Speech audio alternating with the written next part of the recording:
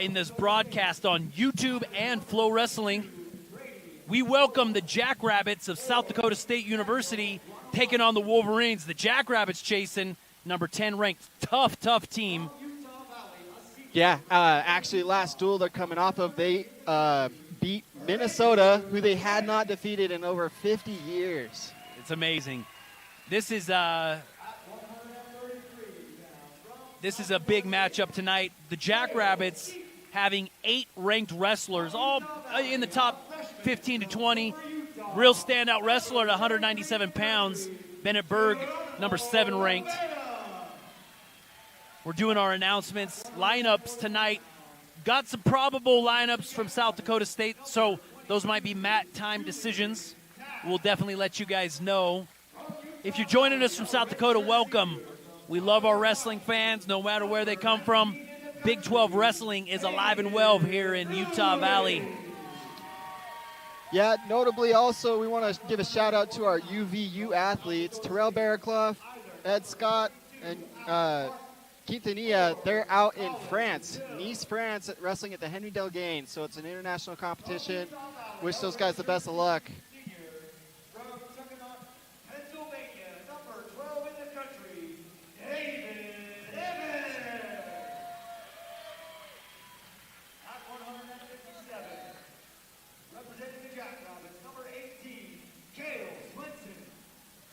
The athletes now facing off. UVU looking to put a tougher team on the mat than they did last week. Turns out we had some sickness come through, some things happening, and guys are feeling a lot better. Now they're actually introducing Marcus Espinoza Owens, who's a Utah native wrestling at South Dakota State. Redshirted last season. This season, hit the rankings, as well as his twin brother of Viewmont High School alumni, Moses Espinoza, also hit the rankings. Both guys wrestled at the Kyler Sanderson Academy growing up here in Utah, wound up recruited to South Dakota State, redshirted last year, won some big matches, and this year in the rankings. Both ranked respectively at 165, or excuse me, at 165 pounds. Marcus is ranked 27th. Brother Moses at 174 pounds, ranked up to 18th. I'm sure these guys are pumped to be back in kind of in front of a home crowd, you know. I think it's a lot easier for their family and people they know to come watch them instead of going to Brookings. You're exactly right. The other thing, too, that you're going to see is, you know, you got a bunch of guys on Utah Valley's team that definitely were on the same club team. So these guys are no strangers to one another. At 285 pounds from South Dakota State, number 19, Luke Rasmussen. And from Utah Valley, a redshirt senior from Middleton. Last match they just announced is our ranked athlete at 197, Cale Benny. He actually didn't even compete last week against Wyoming. He was so sick. I know a lot of the guys did step up and stepped on the mat being sick, but Cale was too far. But he's out, he's back, and he's going to wrestle Bennett Bergie, that tough number 7 ranked opponent from South Dakota State.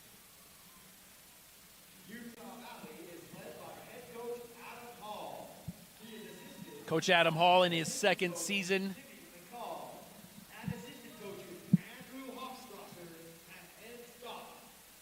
Always bringing the fight. Tonight's going to be an interesting matchup. You know, Utah Valley has, I think we line up well some of their tougher weights. We have seasoned guys or ranked guys. So this is going to be an interesting matchup.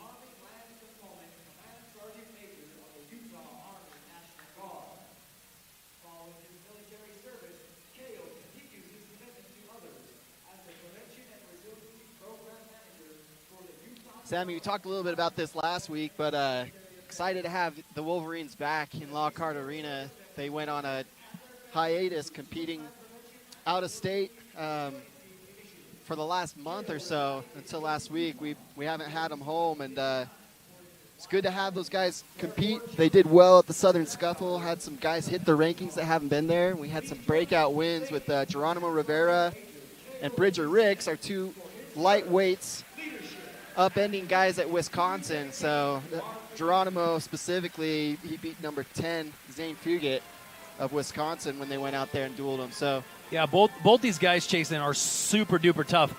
And I gotta, we always talk about Bridger. Bridger kind of came Division I through a non-traditional way.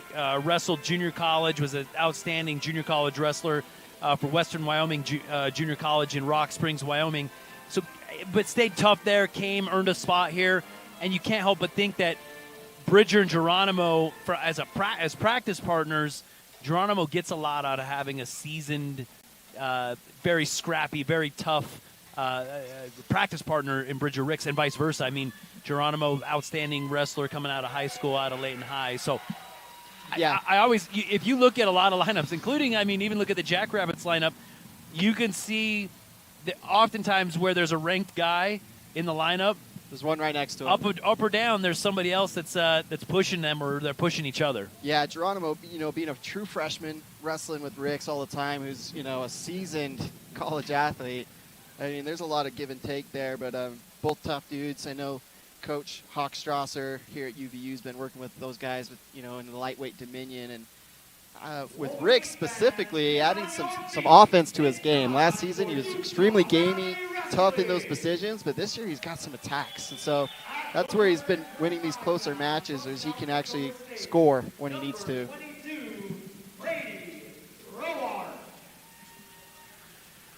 We're starting at 125 pounds with our stud wrestler, Bridger Ricks, going up against number 22 ranked Brady Roark. Bridger ranked up as high as 30th in the nation. Both guys, again, were right inside that top 32, top 33, which, they would call a qualifier. So we're going to look for these guys to come out with some firepower here. Yep, Bridger Ricks, a local product coming out of northern Utah. Roark nice high from C Missouri. to a single leg. Roark Ricks quick to the leg. Dives under. We'll see for a scramble here. North Dakota knows what's doing, tying up these feet, looking for a stalemate perhaps. What does Bridger got to do here, Chasen? They say high leg wins, and he's getting that leg in the air right now. Crowd the head. Yep, crunch him up there. Now he goes to an inside. He goes inside here now. Kind of took his offense. Now he's kind of in a defensive position. But again, we got a 50-50. Both guys with an inside lock. Bridger let go of it. Yeah, Roark with the advantage here, but Rick still heavy hips, being stingy here. Body lock here, chest wrap. And he's elevating it up. Bridger, nice job to dump and then get his hips up on top. So Bridger does a good job to extend his defense here. Get off of his butt and get up onto his knees and feet and hips. Put his hips in. Over a minute of scrambling in this position, ref's going to say stale, put them back on their feet. If you think about all that just happened right there from the shot to the different change-ups and who had what I would call advantage inside that scramble, to Roark coming away with a superior position, but then for Bridger to come, that's a lot of action in the first minute and 15 seconds, Jason. Yes, sir. Both guys on their feet. Pace slowed down a tiny bit. Well, you can imagine these guys just blew out a lot of energy in this exchange right there. So here's where it matters. Consistency and holding position.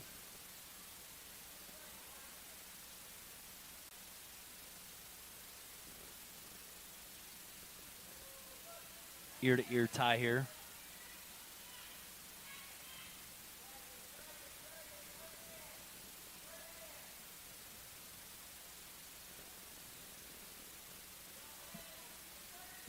Little snap out. Bridger resets. 1 minute here in the first period.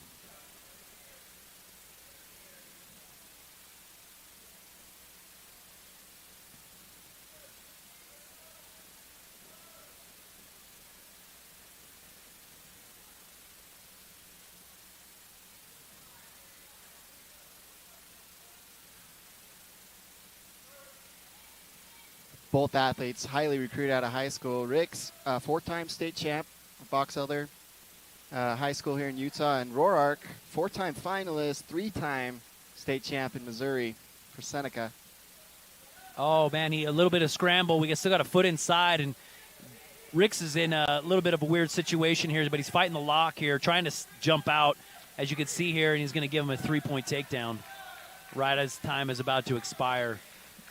Yeah, Rick still had the whizzer, but Roark did a good job of snagging that far leg on the edge of the mat, and the end-of-period takedowns are clutch for these athletes. It's just hard to recover from. There's no rebuttal. Well, it's not just that. I think Bridger wrestled that round really, really well, and even just a small lapse in intensity or in position right there on the edge of the mat. He had a whizzer. I don't know if he kind of thought, we're going out of bounds, and didn't keep as intense inside of that position. Ends up giving up that 3-point takedown. All right, so we get set. Roark chooses down. Rick's tough on top here. Yeah, he's been sticky this season.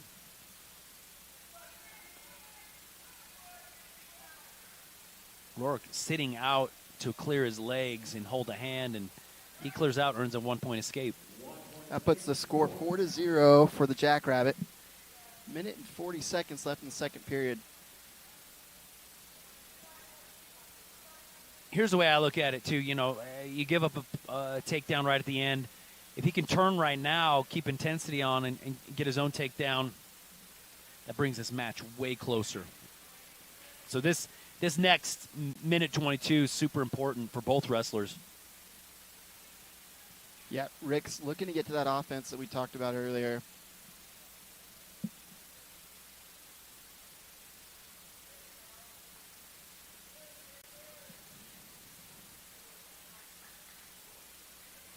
Got to turn it on, though.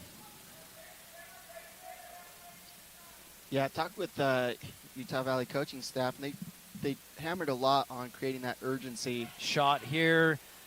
Kind of weird. It's almost like he shot right, ended up coming up with something left, but now the hips go back and away, and he does a good job of – that was if there's young wrestlers watching, Bridger tried his best for a setup and a shot, was not as deep or as successful as he wanted, but he does a good job to get hand control, get back to his feet, reset.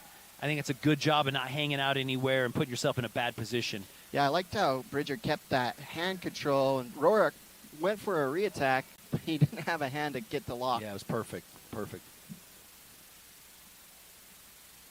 Short time here. Bridger with the more, I would call it more of the forward pressure here in the inside of the second period here. After that escape from Roark, I feel like all the offense and a lot of that pressure forward all came from Bridger. So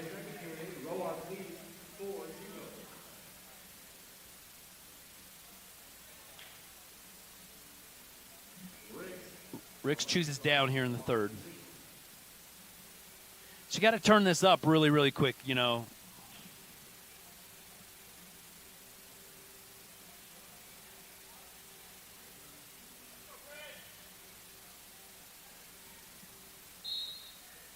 Rick's quick to his feet. Roark with a good mat return.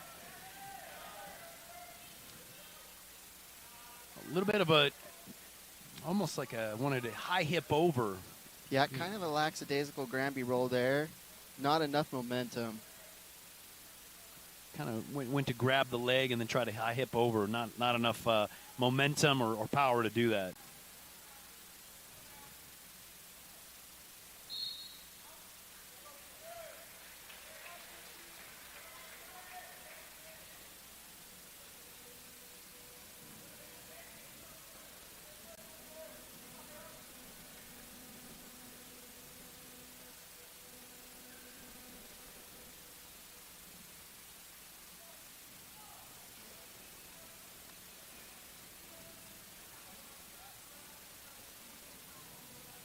Pause in the action here.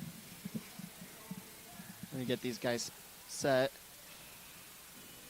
90 seconds left in the match. Rick's down 4-0.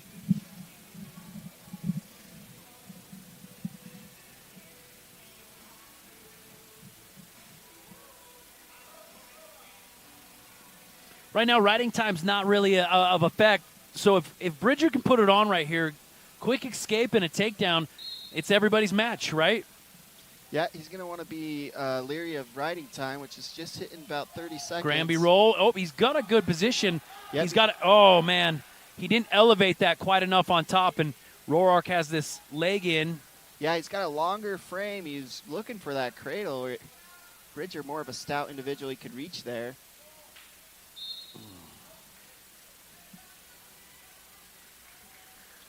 We got a 15-second buffer on riding time and a minute 8 here in the match. So pivotal. This start right here and this next series, pivotal for UVU and Bridger Ricks.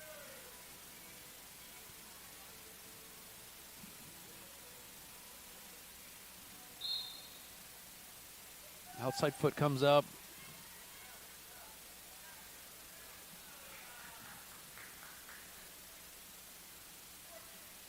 Roark just very, very, swarming like a blanket on top.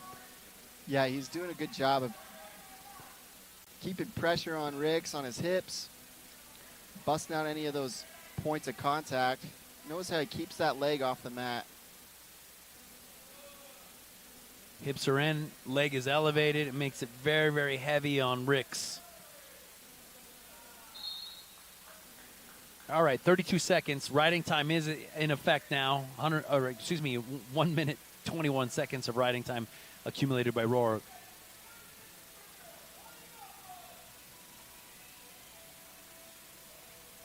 Guys, down by this margin, 30 seconds left. What are they looking to do, Sammy? You gotta fire out. You have to. You gotta keep your weight. Oh, and he goes to kind of a little bit of a bump. Granby. Now he gets an escape. Short shot there, not enough. Got to go for it, right? Yeah, he's looking victory series. Roark gonna be smart here. Just stay conservative in good position.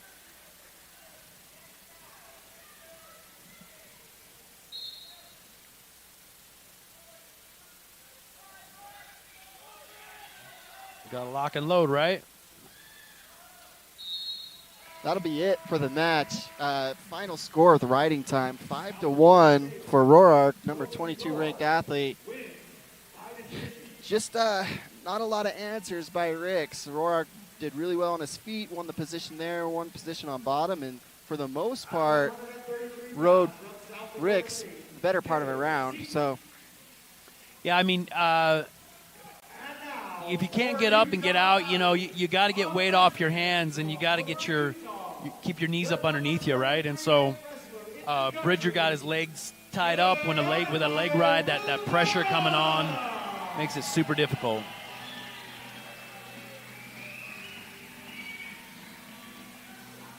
Up next, we have our number 33 ranked athlete, Geronimo Rivera, be wrestling Cale Seatan of South Dakota State. Cale, a redshirt freshman. Geronimo, a true freshman.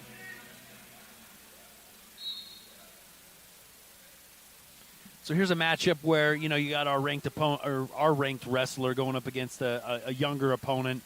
Both guys young. Geronimo with some upset victories, and so we're going to look for him to come out with some firepower, put UVU on the board here, keep this match where we want it to be, close.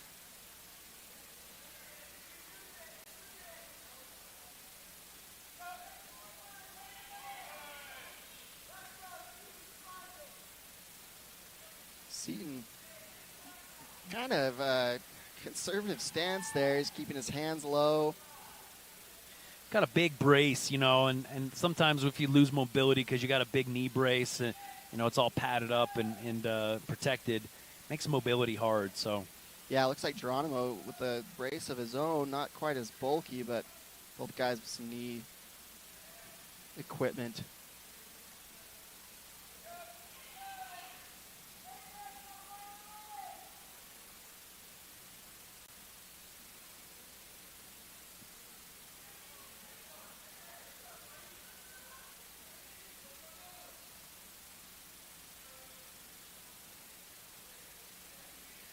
Ooh, man, right Right there, he cleared his elbows off. He was down low. I was like, hey, you know. It's a good clear. I was looking for that was low level. close. The low level was there, right? Both guys really digging, trying to get these underhooks, but both guys pummeling in, keeping inside.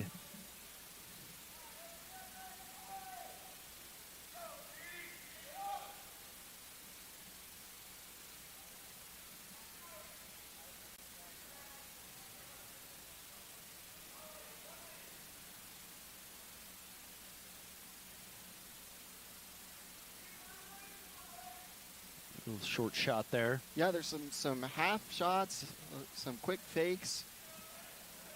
Oh, Geronimo. I'm not sure what. I think Seatan tried to do kind of like a slide by and step to the side. Yeah. They ended up almost hip to hip, but Geronimo just kind of shrugged it off and came behind for a 3-point takedown. So Seatan almost went down to what looked like he almost got put on his back, but quickly adjusted, got his knees up underneath him. Yeah, Geronimo in that crab ride. Seatan doing the right thing. He's pulling that toe. He needs to sit out. Yeah, Geronimo's got to try to keep his knees pointed up to the ceiling. Keep him in a little basket, little cradle here. We're scrambling here. Don't love that. Just a little bit of a hip changeover to a 2-point reversal by Seatan with short time left for Geronimo Rivera. And that'll be it for the first period.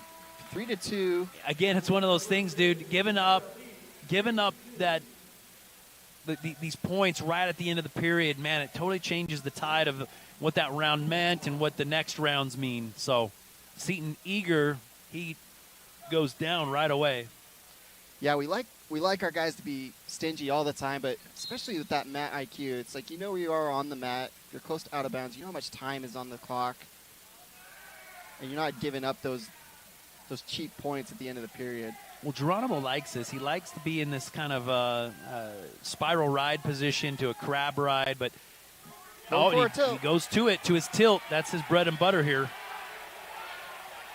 Looks like he could be putting him in a no counts. Nothing. Wow, that's surprising to me. Yeah, I think he was between the athlete and the mat, but this here's tough to pull over. If Geronimo can pull this, you got to have a lot of strength to do this. You got to lock down, lower down on the ankle. He's trying for that banana split position, but he goes to isolate the wrist and the arm here in a cross-body leg ride. There he goes, hips in. He's isolating this arm out. Back to the crab, to a 2-on-1, and he likes this here. This is where he pulls the tilts. Surprised me there was no near fall on that. Maybe just enough where his shoulders did not break that plane where the ref would start counting that near fall.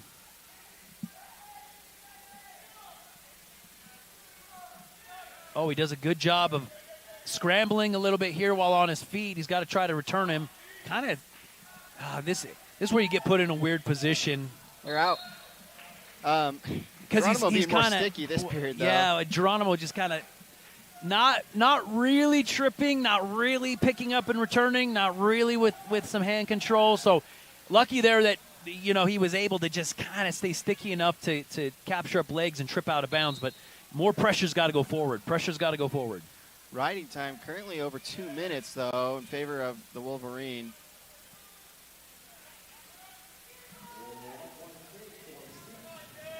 With that escape, that ties the matchup 3-3.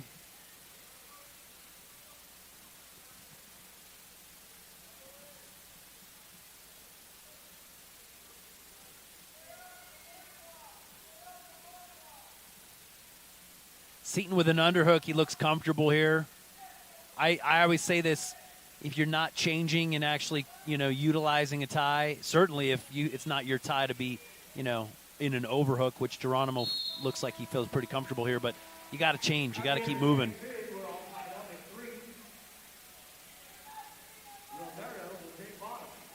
Geronimo chooses down here in the third period.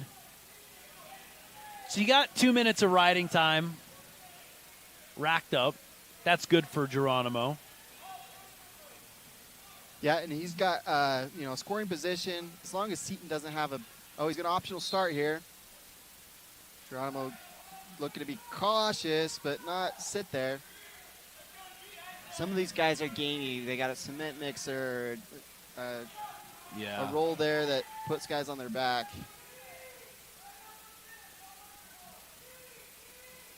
Your coach saying, Seatan, again, likes the underhook. No underhooks, coach is saying.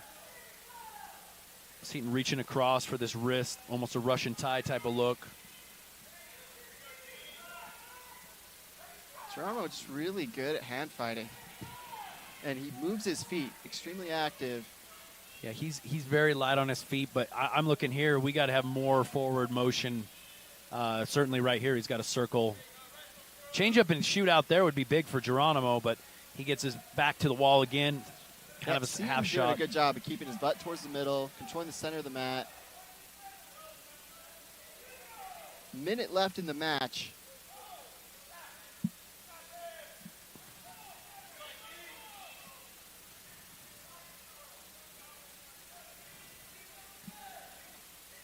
All right, here we go. We got to get some action going on out here. Yeah, we're going to get hit with stalling here. Geronimo with an underhook of his own, but notice how he stays near the edge, and maybe that's an insurance move, but he does gain a stall warning. Shot by Geronimo, gets him on his butt, chest wrap for Seatan. Oh, and he just kind of starts walking up the body, walking up his legs, and there's Seatan a point couldn't hold where it. you're in trouble. You don't want to give up back points. He bails. Short time.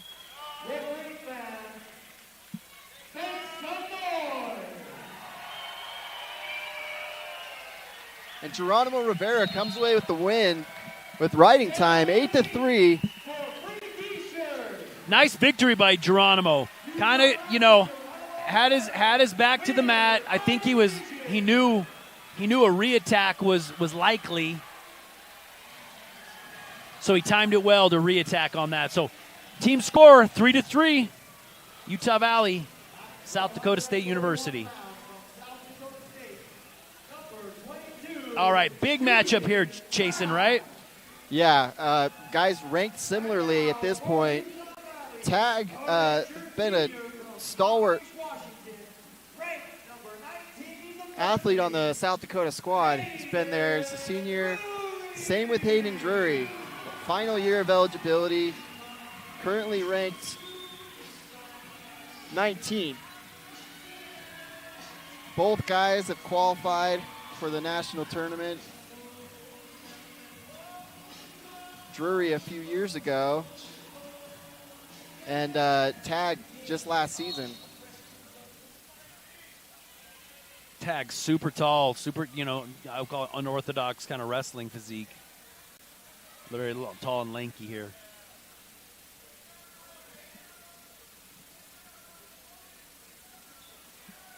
Drury really proficient in that Russian 2-on-1. And the crowd's calling for stalling. Tagg says he got poked in the eye? Yeah, might have got a little eye poke.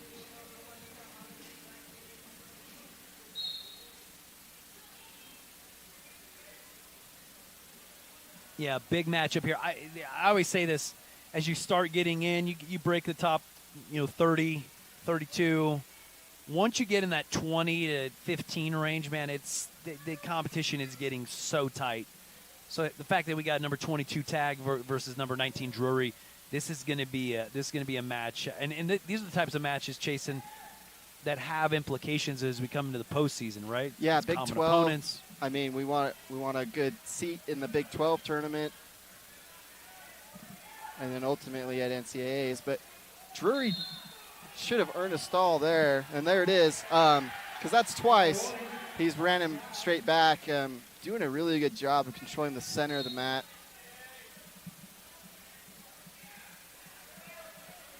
Those stall warnings early in the match, those within the first minute of the match, super helpful going into the third period.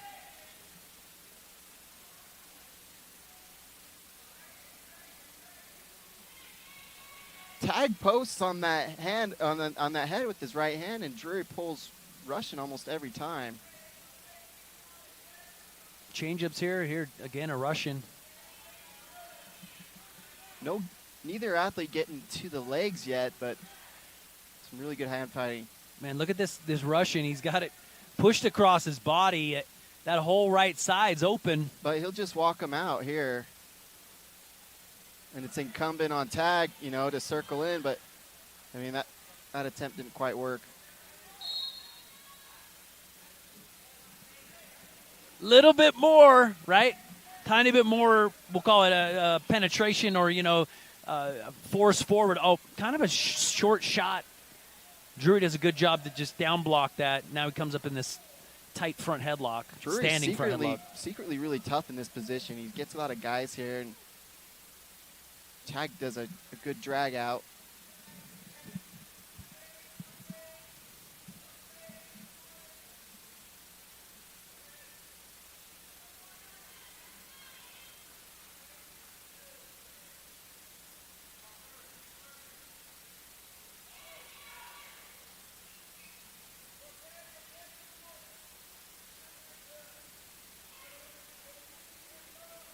Drury straight back into that Russian.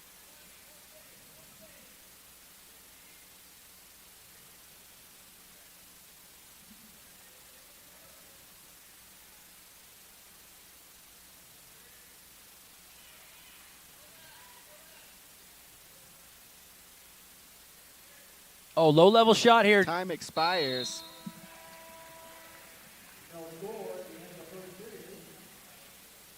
Tagg telling his coach that he wants to choose bottom,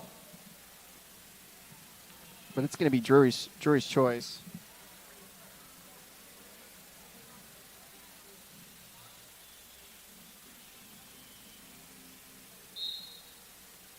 Quick inside leg pivot up to a tripod. Yeah, looking for that tripod knee slide. Gets to his feet, and he Nice clears job. it. Nicely fought escape there by Hayden Drury. Yeah, kept riding time to him, 14 seconds. Again, back in this Russian. I'd like to see, Hayden ended up with this where I think he could have put him in could have put Tagg on his heels on the edge of the mat, and so look for him to get that, control the center, get to the outside, attack out, and earn those stall points. Yeah, although he looks to be winning the tie, I mean, not getting to the legs.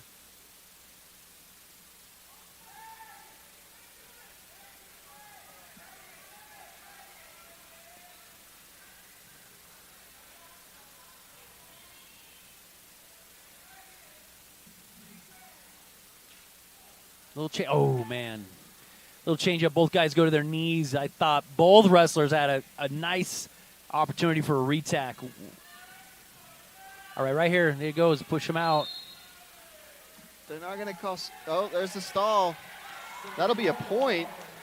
That's what I'm saying. I feel like if Hayden keeps controlling the upper body with this Russian tie, and he can get his opponent heels on the mat or heels on the edge of the mat and attack out, we're going to turn this into some point scoring opportunities here. South Dakota coaching staff not agreeing there. Specifically Cody Caldwell, he's had some words for the rep.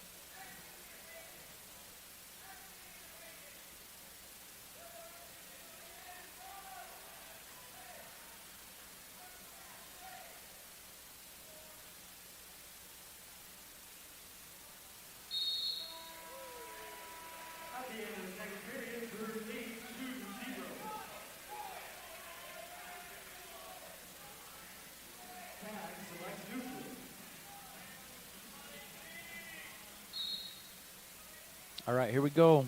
Third period. Choice is neutral.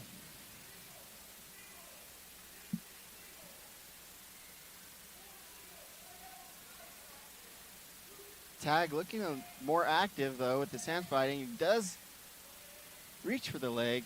Again, here we go. Drury just kind of binds him up with that tie.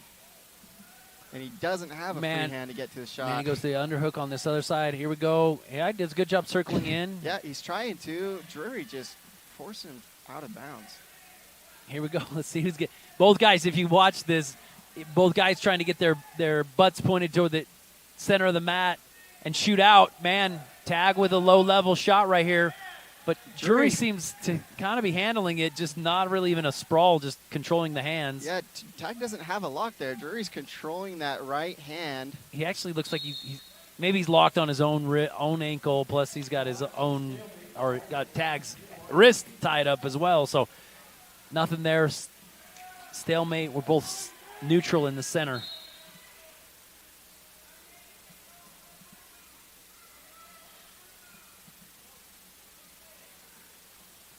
Oh, snap down, and Drury hits his knees, but we come spring right back up.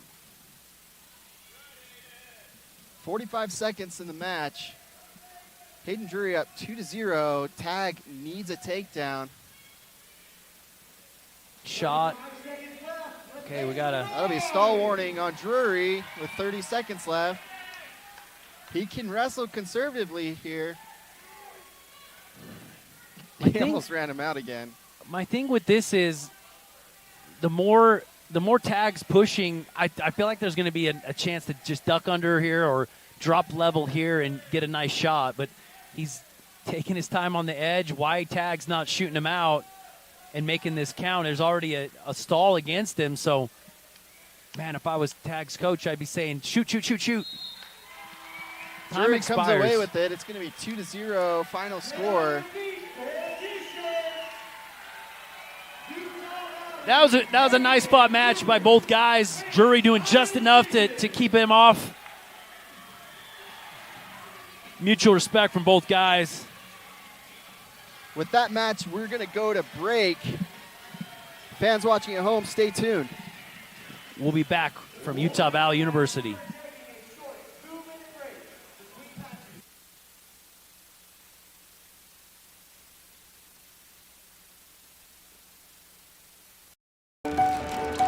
The power of we believes in you.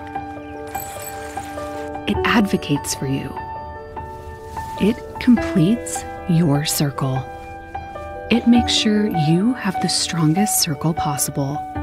And with Intermountain Health in yours, you'll always have the care you need to live the healthiest life possible. That's the power of we. Intermountain Health. This is what it feels like to refinance your mortgage with UCCU. That's because refinancing your mortgage with a lower rate creates more cash flow. And that means extra cash for you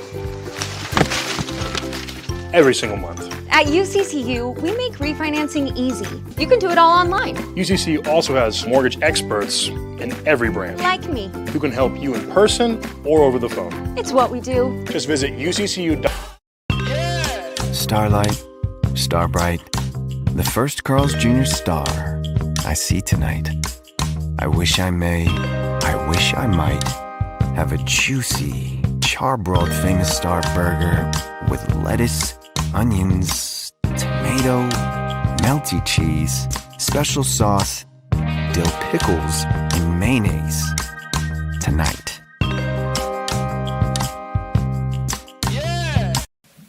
Wrestling fans, welcome back. Big 12 action. South Dakota State University Jackrabbits coming up against Utah Valley University Wolverines.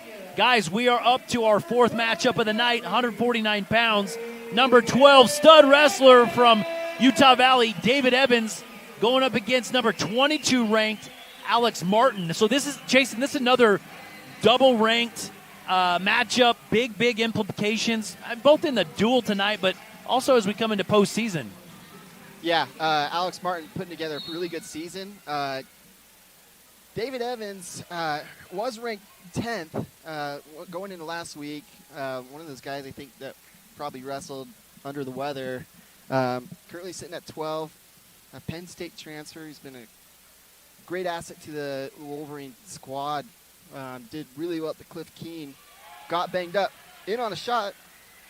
Shot and kind of a all the way, shin all the way across his body. So kind of both guys in a weird position here.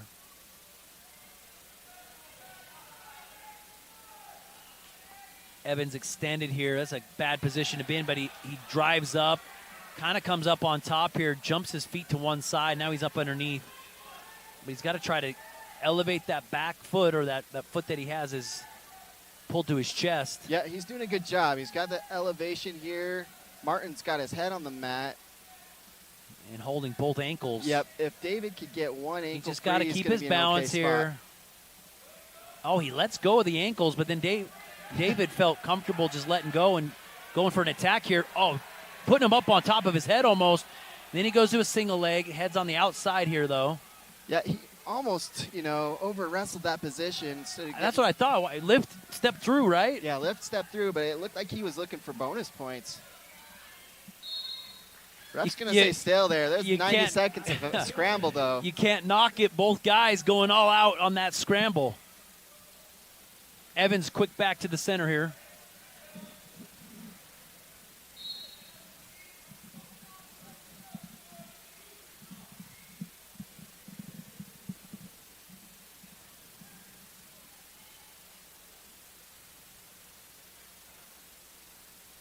Yeah, that first flurry, guys kind of. Oh, another nice shot, but he Evans finish there. Nice job finishing in a double leg position. Should have done that the first time, huh? Couldn't he? Yeah. Oh, nice leg into a shoulder hug. Almost pulls him back into exposure. Comfortable here in a crossbody ride where he's isolating this arm. Overhook.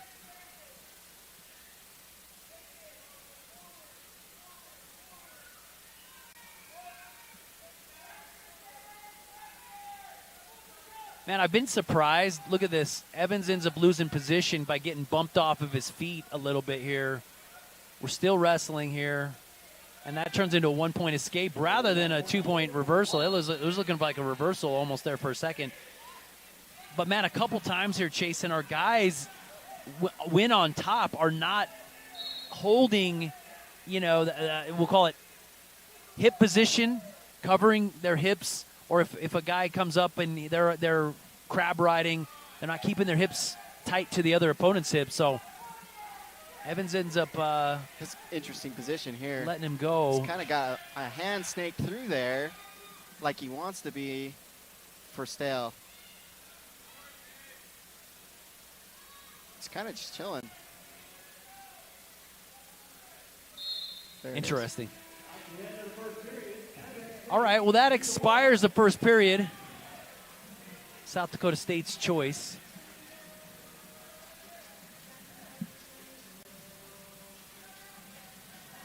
Martin chooses down here in the second period.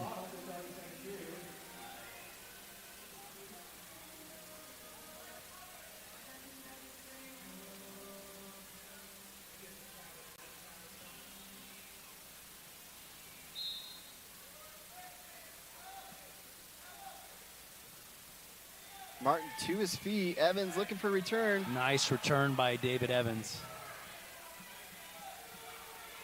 Springs right back up, though. Another return. Nice job riding tough on top.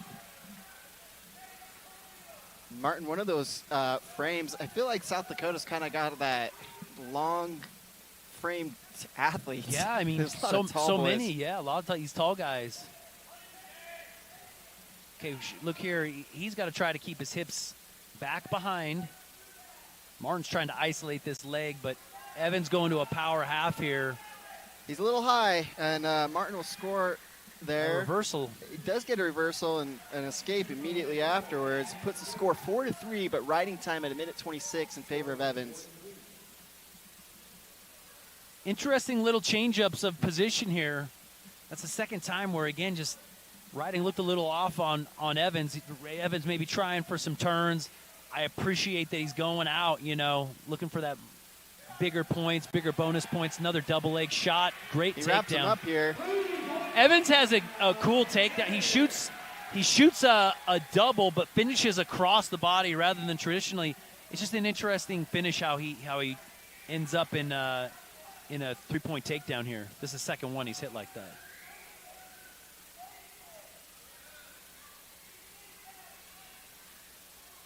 .20 So here's this what I'm talking about.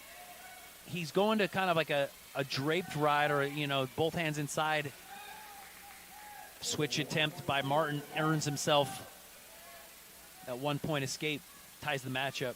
Excuse me, earns himself a point, 4-7. It'll be Evans' choice going into the third period. He's going to probably go bottom.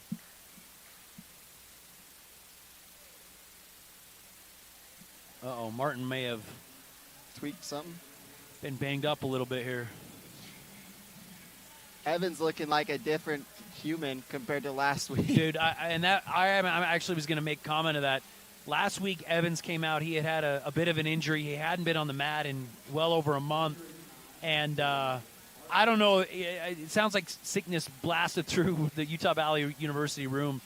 Man, he looks so much sharper tonight.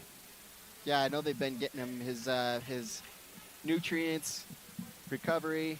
We're going to watch this replay here. It looks like Martin he bonked his head. You know, sometimes when you got these guys with all right. Oh, maybe it was on this exchange here where they were head-to-head. And that was off Martin's shot. Yeah, he shot and they banged heads.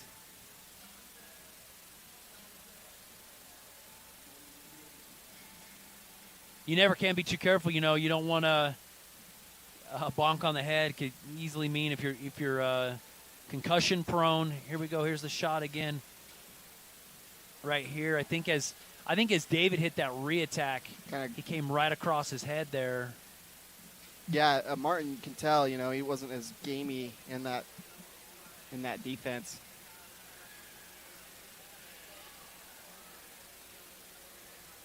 Here we go. One more time as we watch this replay here. They're gonna walk him over to the side and get his headgear squared away. They're gonna take him all the way off the mat. Well, injury time is running, and once you take it, your opponent gets choice of position. So it's like, you know what, you've already given it up. You got, you know, the match is within striking distance for Martin if he gets his mind right. So it's like, okay, well, let's take the full time here and make sure everything's straight and you're feeling like you're firing on all cylinders. Chasing, you know, Evans now, he put his warm-up top on, staying warm. Both wrestlers now, too, cardiovascularly, they're recovering. So you think this last 2-minute period, this is going to be interesting.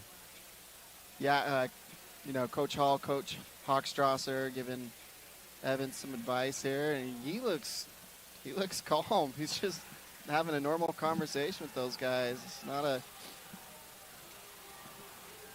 big deal at all. Got some UVU fans.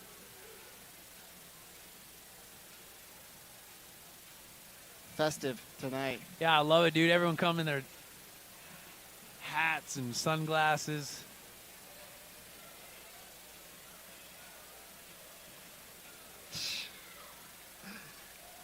A lot of fans waving high.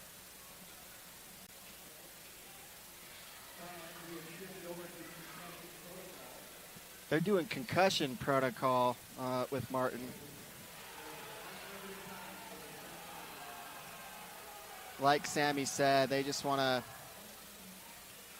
make sure everything's good, not cause any further damage if possible.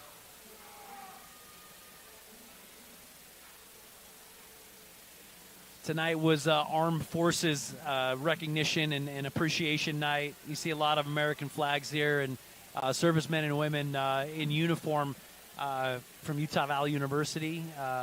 You know, our praise and gratitude for all servicemen and women that have served in the armed forces. So if you're listening on our broadcast, we appreciate your sacrifice for our country. Yep, tonight South Dakota come in. Tomorrow night, back-to-back duels for Utah Valley. Tomorrow night is with Missouri Tigers coming to Orem, Utah. It'll be alumni night. Missouri, tough too, man. I mean, South Dakota State ranked number 10 in the nation. Missouri Tigers, number 19, a very storied program. Some of the toughest wrestlers have come out of there, even most recently. So 2 back-to-back big matchups for Utah Valley.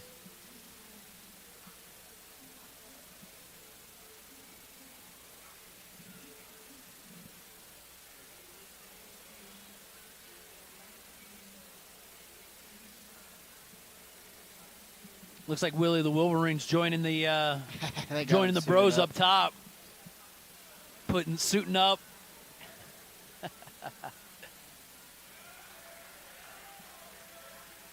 There he goes. Willie, one of the best mascots in the state here.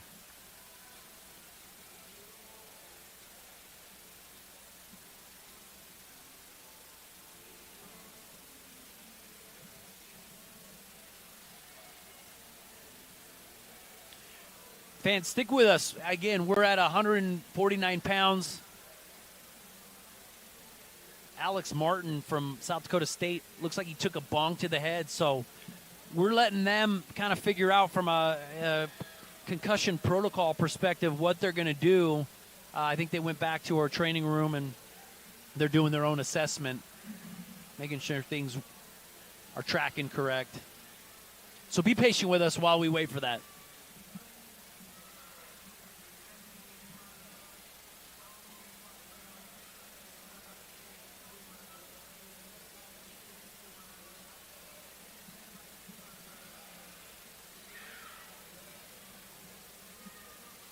You know, after these two home matches, Chasen, we go on a little bit of a break going to away duels. But, ladies and gentlemen, we're going to go on a quick commercial break with us. Stick with us. Plenty of awesome Big 12 wrestling still ahead.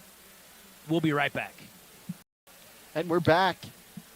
Turns out Martin isn't concussed. We literally, right when we came from said, hey, we're going to break, Martin came running out of the match. Okay, Chasen, this is what we thought, though. Oh, nice good again. Angle there. Nice angle to it. Oh, and he even changes up. He's chasing the legs, and he changes directions for a three-point takedown. Yeah, Evans wastes no time getting to that attack. Both guys, though, just like I thought, though. I mean, we got our full recovery back. Yeah, caught their breath. Martin stretched out, too. I mean, he'd be lucky not to get a stall warning here. Evans now on top. You can see he's lets him stand up, comes back to another shot. Oh, over into a fireman almost, but gets around. Martin did enough to pull his arm out. Coach Hall saying seatbelt here. He's showing him. Oh, you got to keep that seatbelt across, right? Yeah.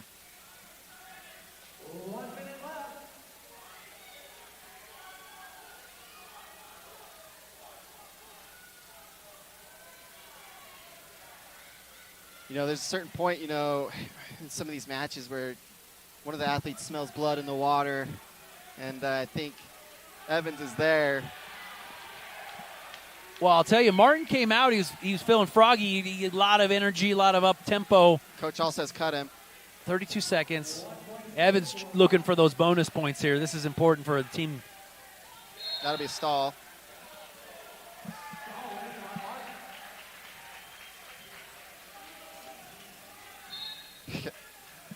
South Dakota coach is not as pumped on that. Keep going, keep going.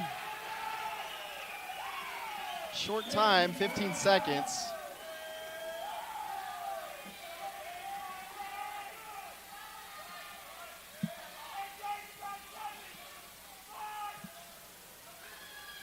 Short time here. Evans sizing him up, holding his position. Hey, he'll come away with the riding time, 18-7. Almost all takedowns for David Evans, and that's a major decision. That's a nice victory for David Evans over a ranked opponent, Alex Martin. We're going to wish Martin, you know, whatever happened that kind of threw him off, man, even coming back, being fully rested, Evans put a takedown clinic on right there with those last 3 takedowns. For the Jackrabbits, number 18, Swenson. And now for Utah Valley, a redshirt junior. All right. Up next, another ranked opponent from South Dakota State University, Cale Swenson, number 18th ranked stud wrestler. He's going up against Mark Takara, otherwise known as Bill. Bill. Yeah, Swenson, I mean, an NCAA qualifier twice, coming into a really good season this year. He's a redshirt junior out of Minnesota, where he hails from. This will be an opportunity match for Takara, who's really aggressive this first 20 seconds. Again, even here at 157 pounds, South Dakota with a kind of a longer, lankier physique, taller than Mark. Takara doing a good job as Swenson's posting. He keeps changing his level. That action will, if timed correctly, put you in a nice position to do a post shot.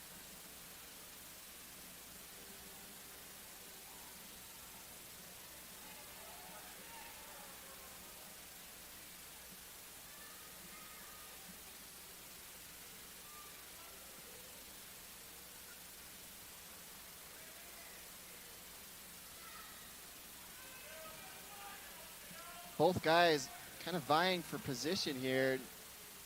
Swenson with a good fake. Uh-oh, we got a good job by Takara to pull his elbow down and kind of regain his position to stay in front. For a second there, I was looking like throws were coming his way. Yeah, Swenson, good job faking there and then getting to some upper body stuff, and Takara evaded it.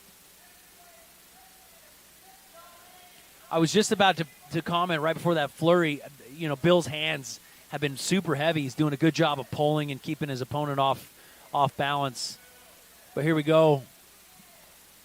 Swenson, as he was in that front headlock, nicely timed post to a double leg and finishes behind for a three-point takedown.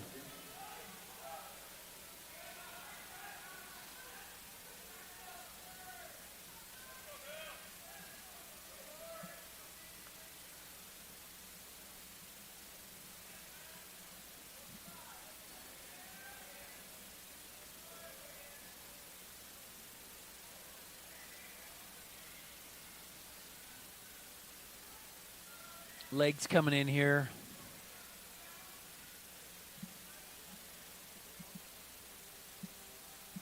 Takara with looking to move forward. Swenson does a good job of keeping that knee off the ground. There's a lot of pressure on those hips.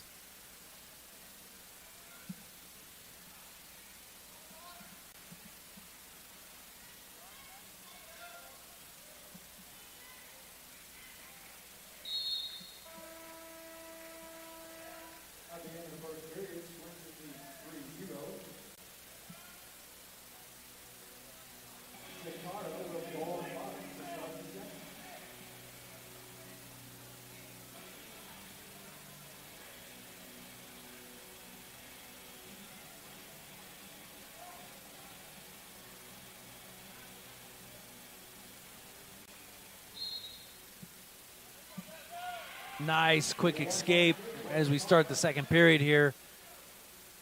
Gets to his feet. Oh, nice shot. Swenson. Bill gets a good shot, but doesn't continue his motion through, so he gets stopped by Swenson. We're back up on our feet. Ooh, little low-level shot. Got to that ankle, didn't quite chase it down.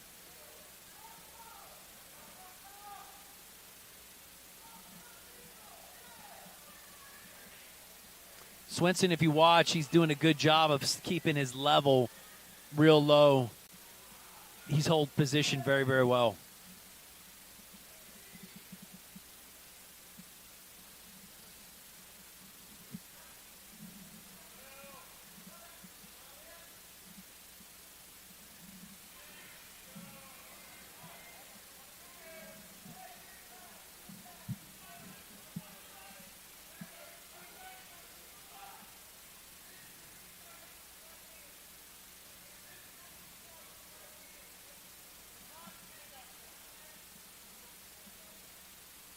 45 seconds left in this second period here.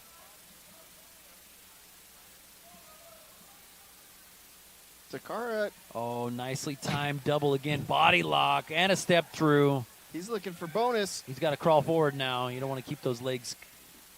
There he goes. Gets his knees Swenson down. did a really methodical, controlled, just textbook finish there. He wasn't getting too antsy. He was stepping through, trying to split those legs. Short time here in the second period.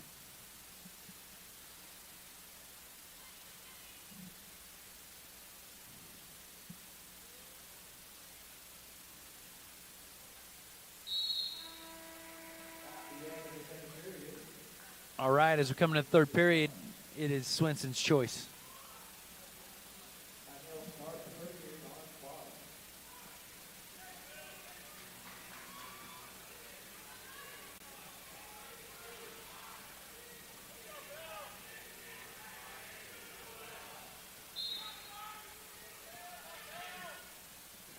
Mark does sneak a leg in, but his pressure's not forward. Swenson, watch how Swenson's attacking hands, pulling Takara's weight up off of his hips. Yeah, it's like he's trying to get him to go high. But also, not too concerned with the riding time. Takara needs a turn here.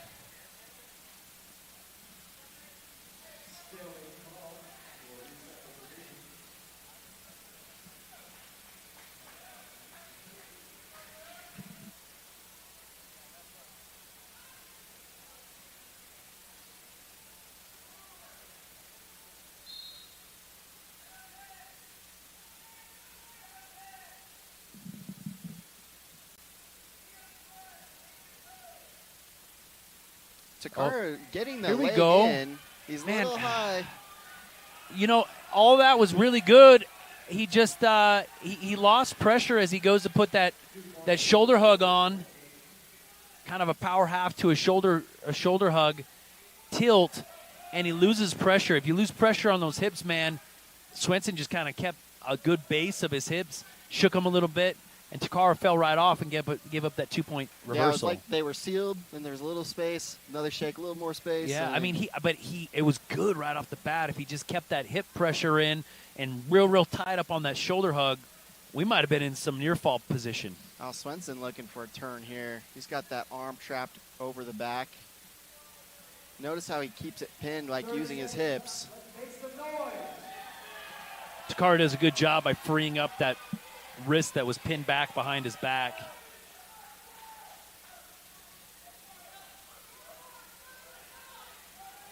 He locks up a cradle with short time. Uh-oh. You got to fight that lock, right? Okay, he fights off. 4-point near fall there. Swenson a little bit upset. He just missed it.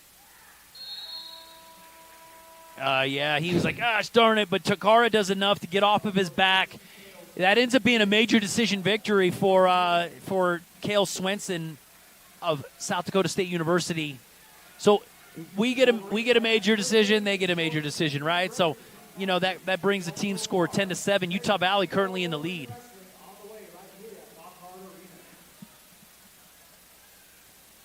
Fans at home, we're about to go to break. Stay with us as we go into the 165-pound match with a Utah native from wrestling for South Dakota State in Owens and Zion Trujillo for Utah Valley. More Big 12 wrestling right after this. Knows that having a good credit history makes it easier to save money and get approved for the things in life you need, like credit cards, auto loans, home loans, and a lot more. But here's the problem. Building your credit history takes time. That's why UCCU created Credit Builder, an innovative loan program designed to help you build your credit history and raise your credit score. Visit UCCU.com to start building or rebuilding your credit today. UCCU. Love where you bank. Let me tell you something, Mean Gene. I'm gonna go out there and I'm gonna leave it all on the mat. Cause that's what I do when I get it done so I can do it. Yeah! I'm on a new level. I'm on a new level. Give your head a Mountain Dew kickstart. The NCAA, driving change to do more for today's student athletes. The NCAA programs deliver $4 billion in scholarships every year. Those D1 scholarships are now guaranteed. Health and well-being services are mandatory. Student athletes get tutoring as well as financial literacy coaching because almost everyone is going pro in something other than sports. The NCAA, driving change to do more for today's student athletes.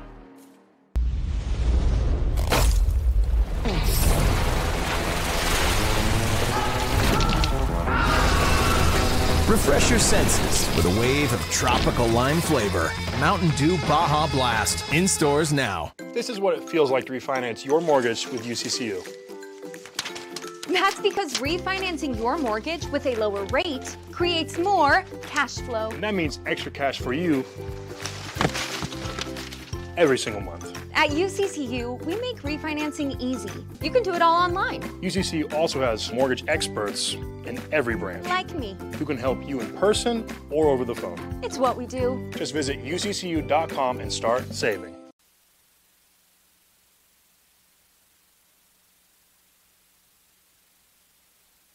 Right match can be difficult. Fortunately, Kengar Volkswagen Orem has exactly what you're looking for. With our large inventory of new and used vehicles, it's easy to find your perfect match at the dealership or online. We make car buying easy, and we're here for all your service and parts needs too. Come see our friendly staff today. We're conveniently located nearby on University Parkway. Kengar Volkswagen Orem, a proud sponsor of UVU basketball. We hear you. UCCU Mobile Banking now comes with Learn and Earn, a fun way to learn about money. Learn and Earn breaks down financial topics into fun, bite-sized games like quizzes and trivia for your entire family.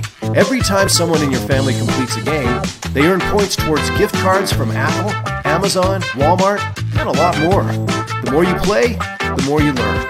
The more you learn, the more you earn. Visit uccu.com/learn to start learning and earning today.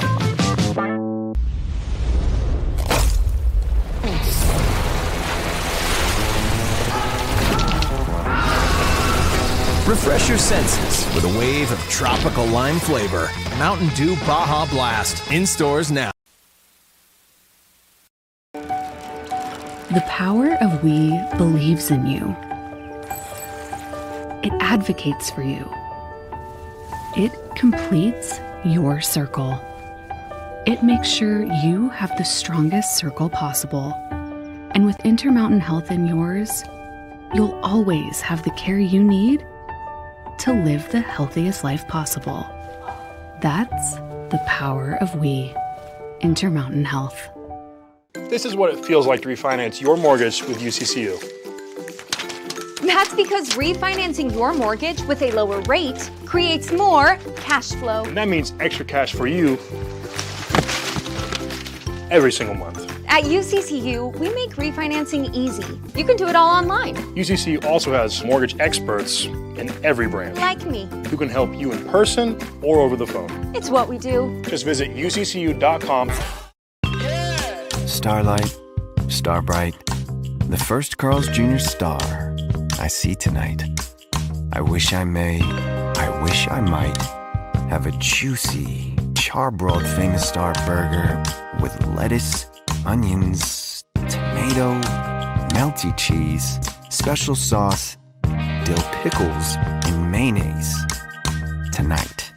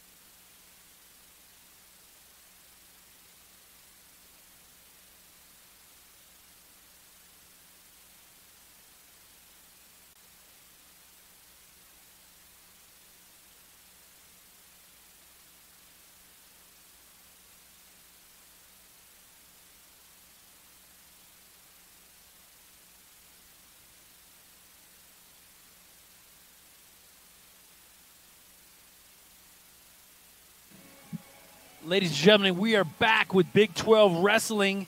The South Dakota State University Jackrabbits going up against the Wolverines of Utah Valley. All right, Jason, we're about halfway through. Team score 10-7, but arguably this is the tougher half of South Dakota State's lineup. Yeah, the Jackrabbits have a really stacked lineup going in their heavier weights. Specifically, there's arguably their star wrestler and Bennett Bergie at 197. 84s, there's 2 unranked wrestlers, a little bit of a question mark there and how that looks. And up next, though, at 65 and 74 is back-to-back the twins from Utah wrestling for the Jackrabbits, the Marcus and Moses Espinoza Owens. So they got a home crowd here to watch them, their own little cheering section. And they're actually wrestling 2 out-of-state guys. I know. I thought about that as I was looking at the lineup. I was like, man, who else is at 165 in our line, 165, 174 in our lineup that would be familiar with them? Some of the guys on our current Utah Valley team, guaranteed same club, same kind of feeder programs. That some of the top wrestling talent in the state wrestling for Sanderson Wrestling Club up in northern Davis County. Yes, sir. And coming up next for the Wolverines and Zion Trujillo, he's coming off a win against Wyoming. He won his match last week against the Cowboy. And a Las Vegas product, wrestled at ATC, Anacetti Training Club. Also some UVU alums coaching there. And super gamey, one of those longer builds. And he's been really coming to his own as a freshman athlete.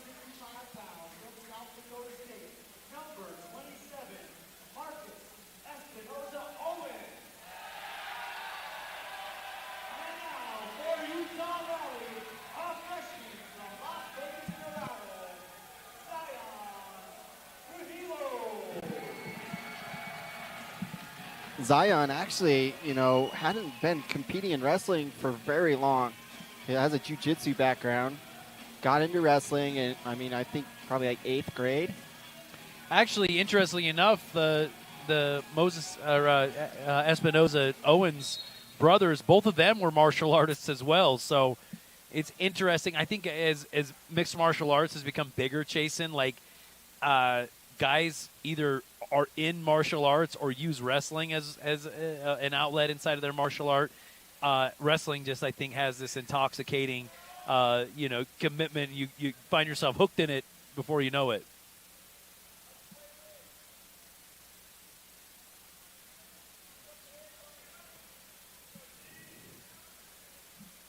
I think we finally take a break where maybe our wrestling physique and kind of how the matchup works. Trujillo, much more longer and lankier, and Espinoza Owens, they got the shorter, stockier kind of wrestlers build. So we change it up, right, Jason? Yeah, they say anybody can wrestle, and it's true. Like, we got guys all shapes and sizes. They make the weight, they're competing.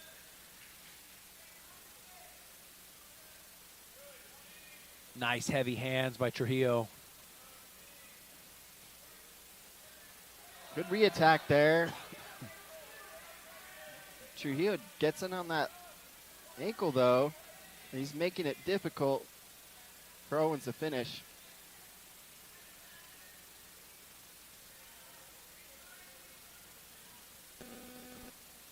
Trujillo looking like he wants to just kind of hold for a stalemate.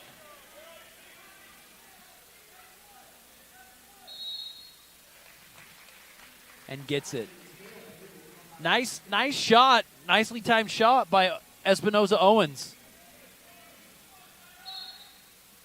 Espinoza Owens, very, very compact and holds position really well. Watch him here. Kind of stays low, stays in the middle. Doesn't really reach, stays compact.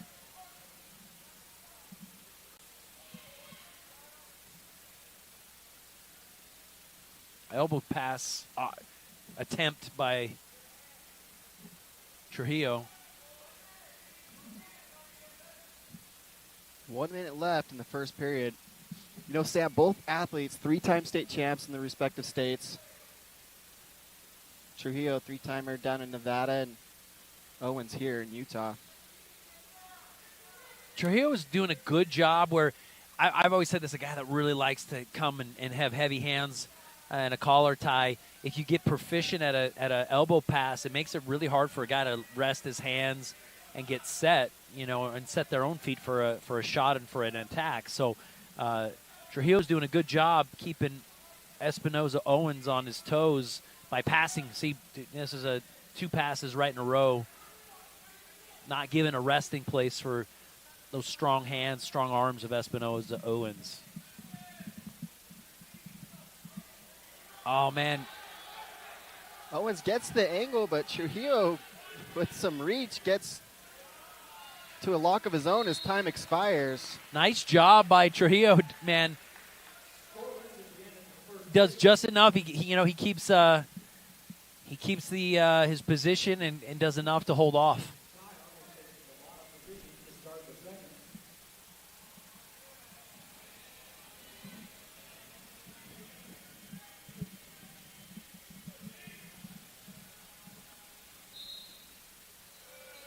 Nice to his feet, and immediately earns that escape.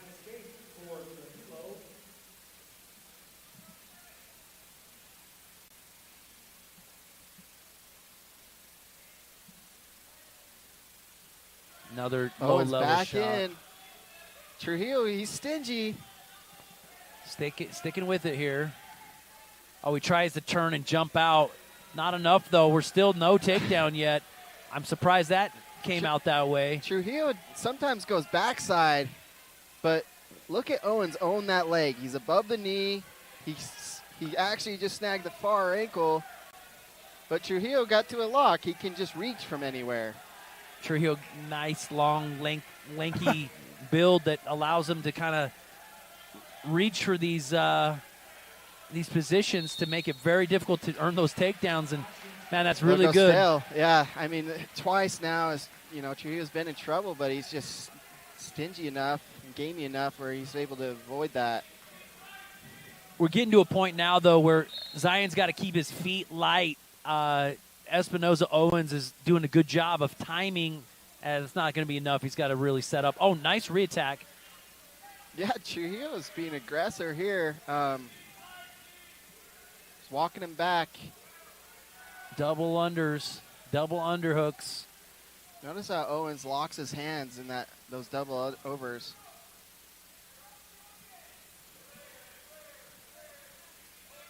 Okay.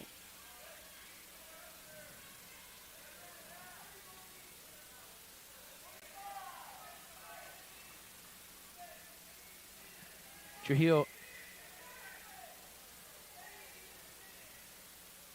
reaching for hand control here, but nice fakes by Espinoza Owens.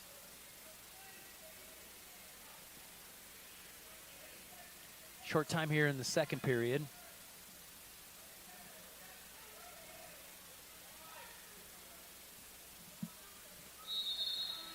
Well, nice job. It's a good period for Trujillo, earned an escape, fended off a takedown. It'll be South Dakota's choice. Choose bottom.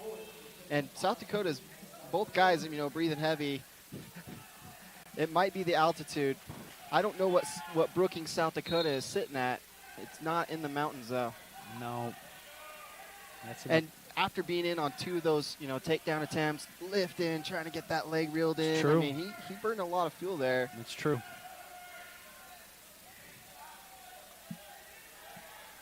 Nicely fought escape here. A lot of pressure from Zion, and then Espinoza Owens gets hand control and just enough to get himself up out of it. Yeah, riding time not a factor. All tied up, 90 seconds to go in the match. Both guys looking for a takedown. This would be a big match, for Zion to keep his position here. Nice attack to a single leg. He's got to keep driving up to it. Looks like he might go to a double here. He peeks his head, which is good. He tries to jump aside, and he does. He's in a good spot. But he gets rolled through, man. Owens with some athleticism, but Zion keeps still on it. The leg. He goes to dump it. There he goes. Now he's going to look to elevate that up, swim his arm through, swim that cover right the body. Hand out. You don't want to go for the got to try head hunting here. I don't know why he didn't just swim the arm through, because now this ends up in a scramble position. Yeah, if he Owens sits actually here, doing okay. he could sit. If he sat back here, he could kind of end up in a leg ride almost. Notice he's got how to he scoot his crowds. hips. Yeah, he's crowding with those hips. He's got to scoot his hips, throw a leg, and scoot his hips through. Espinosa Owens is just hanging on to those ankles. Yeah. Here we go, crossface. You got to put his hips in. That's a 3-point takedown there. He's got to get behind. Owens still Short has an time. ankle. Still has an ankle here. Oh, my goodness. Oh, my goodness. And Espinosa Owens ends up doing right what at it the takes. Buzzer. Wow. Tight match there. And I'll tell you, that Zion's doing everything he can to finalize that takedown. Espinosa Owens does enough to scramble, and then turns it into his own victory series there, where he comes away with a 3-point takedown. Final score 4-3. Yeah, props to Zion. I mean, going in, not ranked, fends off 2 pretty crazy takedowns, gets in on a leg of his own, and he just didn't that was quite close. have that angle.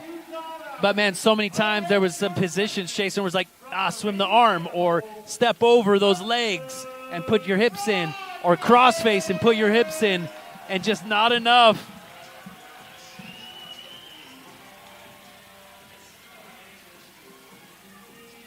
All right, so here's another Espinosa Owens brother, higher ranked. Marcus, previously number 27th ranked. Moses, number 18 ranked. But I'll tell you, Hudson Rogers is tough, Jason. I've been impressed with his pace and his tenacity.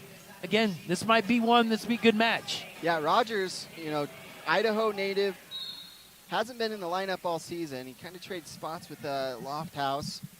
Winds up going to the Southern Scuffle, places there. Comes into last week being sick and gave Wyoming a really good match, but he's looking nice quick. Low level shot. Man, these Look at Espinosa that chest boys. wrap. Look at that chest wrap. Head hunt. Got to turn your hips. There he goes. He turns his hips. He's got him in trouble here. Got him on his back almost, but he's got to still cover the back leg, hook the leg, put his hips in. We end up in a scramble. This is the same. Man, I'm telling you, these Espinosa boys, they are strong, dude. Yeah, they're in really precarious, bad situations, and they find themselves with different locks, like a chest lock, and they pop their hips. Got to step over, right, Jason? Step over that foot. There's a couple options here. You can lift that elbow, move your feet, cross face, step over that near ankle. Here he's putting him up on his head again, but that ends up there he goes, and he steps over, but now he's got to step in between those legs. Step in between the legs, right, Jason? Espinosa doing a good job, though, holding that lock. He's got an ankle. Both guys got an ankle. And, again, first 90 seconds of that match also just a barn burner scramble. Yeah, if you're watching this, that's a lot of action, a lot of changing in we're going to call it advantageous position. But, man, Rogers, again, he comes out. No holds barred. He's going. He's shooting. You got to see if he'll keep that same pace as we continue on here.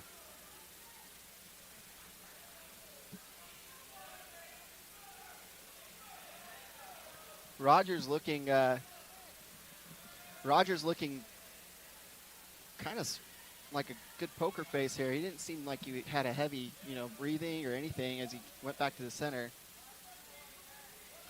I like that he got his shot off right there in the first of the opening period here. Little touch and go.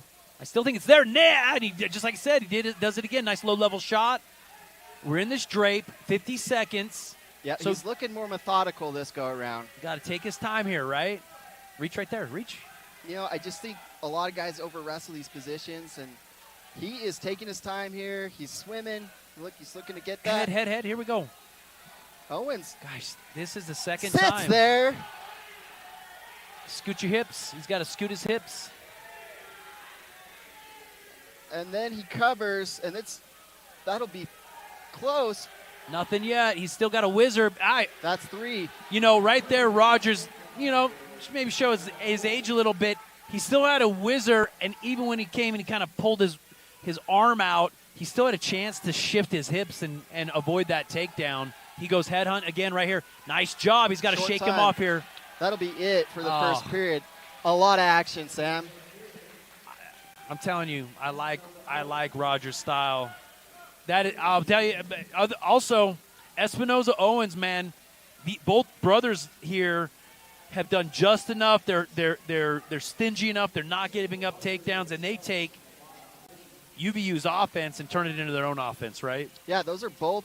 Both of those scrambles are off of Rogers' shot, Rogers' attack, and I think he's just patient enough in that position where he wound up with the score. Rogers quick, though, off the whistle. Comes inside here. We don't want legs coming in, but he's getting some space here. There he goes. Turns out. Riding time, not quite a factor. 37 seconds in favor of South Dakota. Another low-level shot again. Not quite as deep, and that ankle or that knee was a little wonky, so ref stops it there.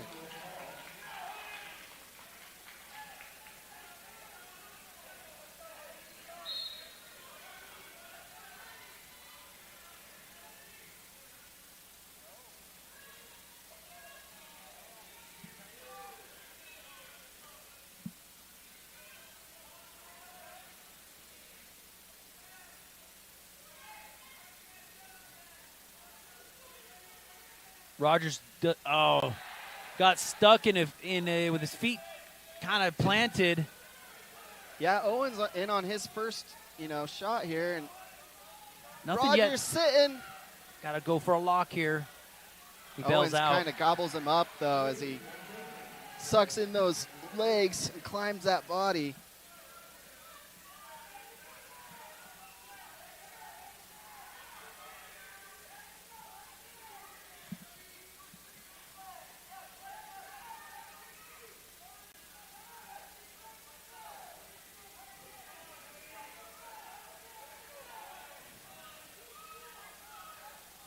Goes to a short sit here.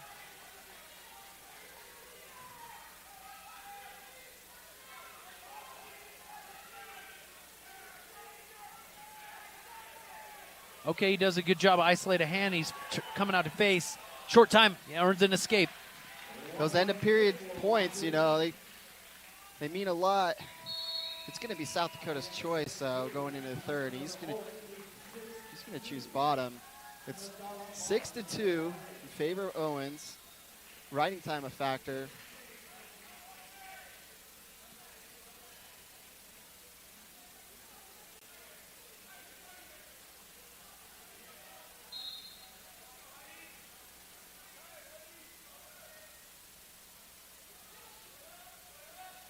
You ride for 22 seconds. He might get a turn. He's looking for it. Got to be a little tighter. Yeah, he's just not enough. Oh, man. I was going to say ride for 22, let him go, 2 takedowns. There we go. Oh. Go out of bounds here. Owens quick to center. Rogers, kind of a deep breath. Slow to return.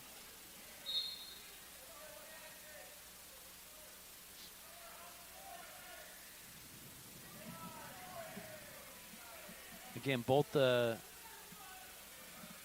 Marcus and Moses so stocky and so low, just really good positionally.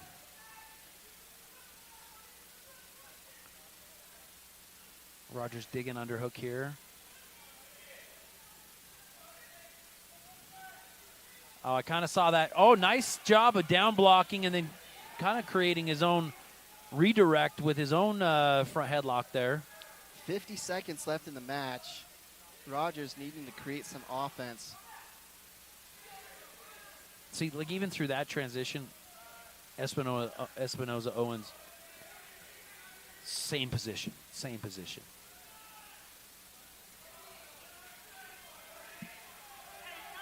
Okay, underhook here. Nice deep underhook by Rogers. Owens tries to duck. Shot to a high C here, but a scramble roll through. Oh, what do we got here? He's on his back. Jonesy. Nothing. He's got to keep going around, go behind. Owens so gamey there. Both these guys, it's unbelievable. He grabs a crotch lock, rolls it through, short time. That'll be nothing.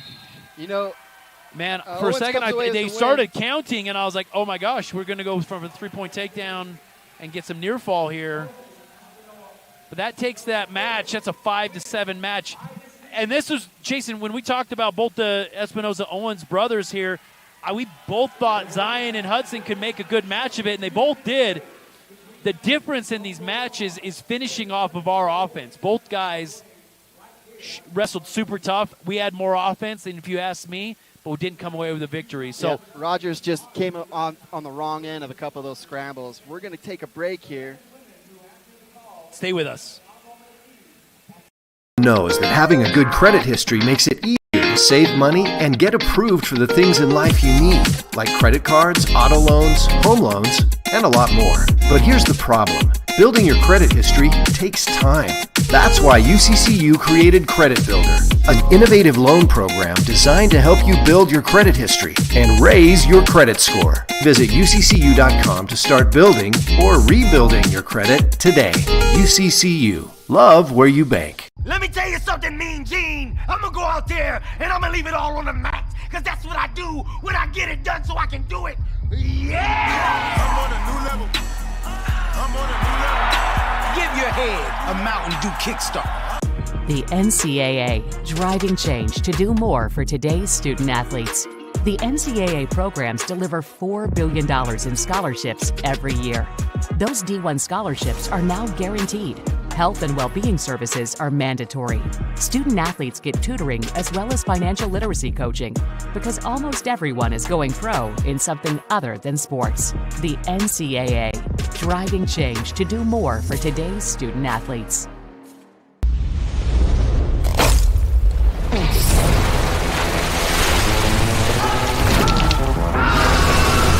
Refresh your senses with a wave of tropical lime flavor.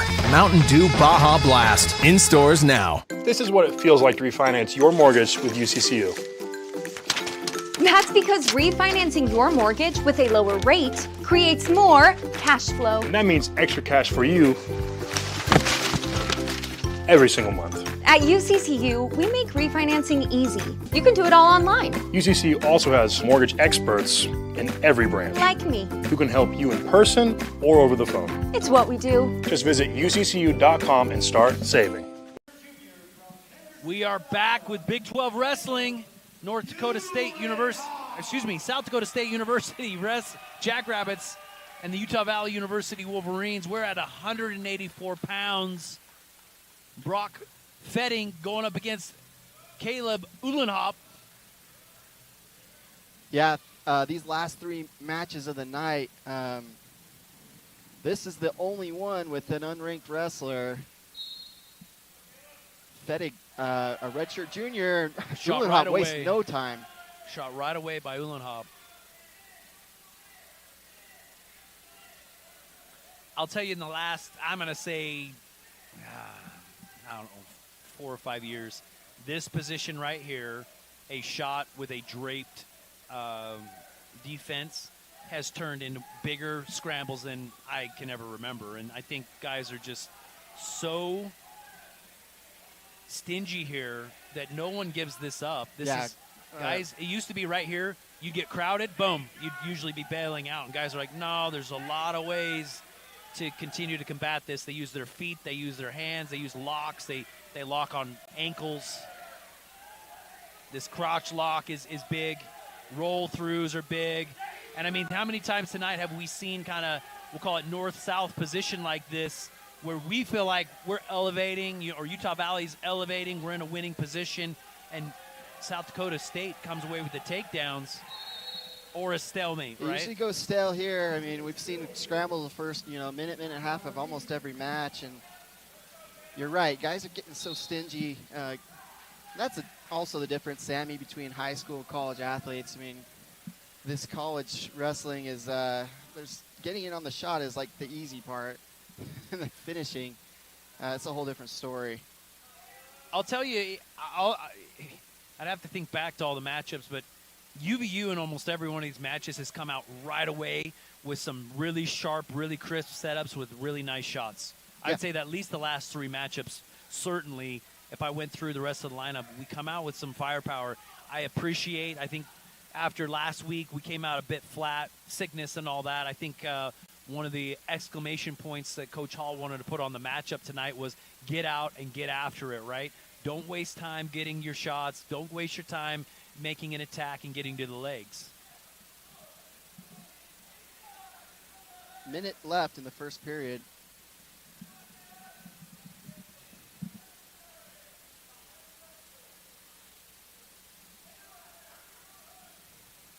Caleb's been impressive this season. I mean, he's kind of an unorthodox athlete. He's one of those longer builds. Found out he doesn't like Pokemon. You love it or you hate it. He doesn't like it. I don't think there's an in-between on that. Notice he goes 2-on-1 here. 2-on-1 and turns his head to try and pull it off, but Fetting tight on that collar tie. Tries again here, and I got a post.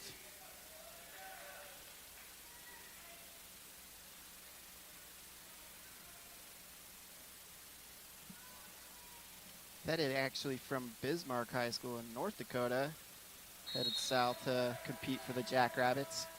I actually was reading his hometown, and that's why I said North Dakota. Anyways, we got the South Dakota State Jackrabbits in town.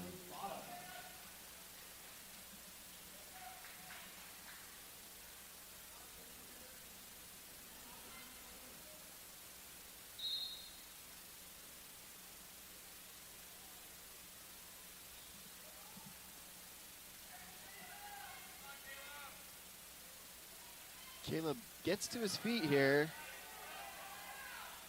Nice job. Holds the riding time to 15 seconds.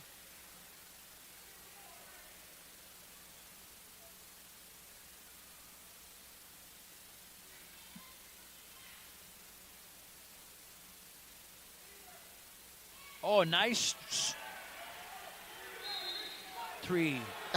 Chases him down. Gets a takedown, then puts his foot back in. Yeah, nice drag. Nice drag, and he goes to... Looks like the refs are going to say, hey, you know what, we want to just review this. I feel like they were out of bounds. Yeah, it looked like it was out of Fetting bounds. was out of bounds, and as Ulenhop ran around behind, here we're going to watch a replay here. As Ulenhop ran behind, they were both out of bounds. Let's watch it, though. Here we go. Boom, Shrug nice. there. Looks to chase it down. Fetting kind of bails, and then both guys out, puts his foot back in. Well, here's the deal. They say one support. I don't know. His hand was in, but the supporter was his butt. Yeah. Was Fetting's butt. Yeah, he's and like then, had his hand in, or he takes it out. Ulenhop puts his foot in. You see what I'm saying? So, I don't know. I don't know. This will be interesting what the referees see. Let's watch this again. I really liked Ulenhop. He shrugs there, gets an angle. A lot of times, though, this is the other difference in high school and college. You shrug, get a lot of takedowns in high school. This is just to the leg. There's going to be no takedown awarded, but a stall because Fetting took his hand out of bounds. Yeah. Well, here's the deal. You know, Ulenhop now twice has had offense, another shot from kind of far away, like a sweep single, but now he's up underneath. I think other matches do a good job. You got to climb that elbow, get to your feet, get a fresh start. Don't hang out underneath here. This will suck a lot of your energy. And stalemate, we're neutral.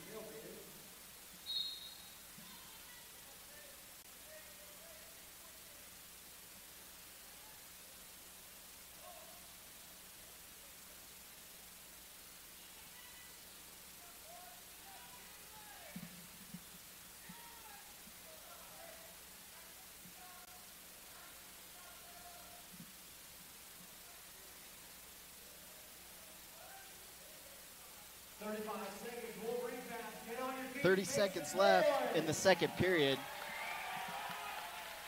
Ulenhop up 1-0.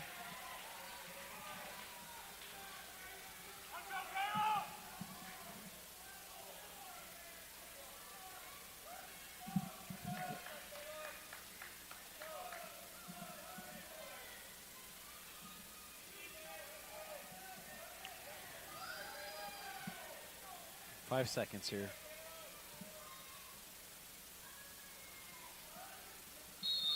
All right, time expires in that second period into the third.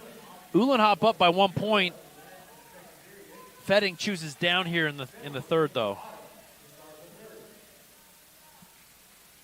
Ulenhop can be tough on top here, so you ride out, you win.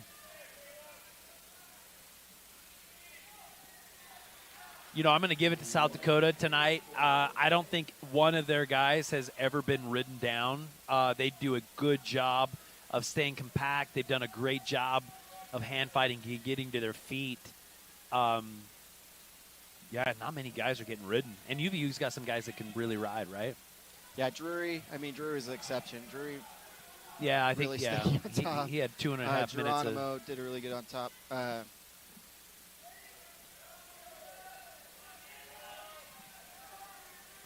1-1.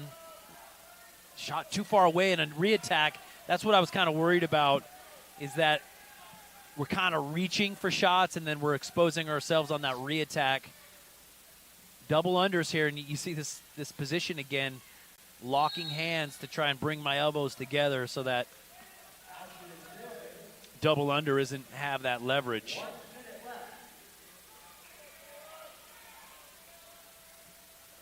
Got a broken headgear. Looks like he solved it. Minute left in the match. Tied up 1-1.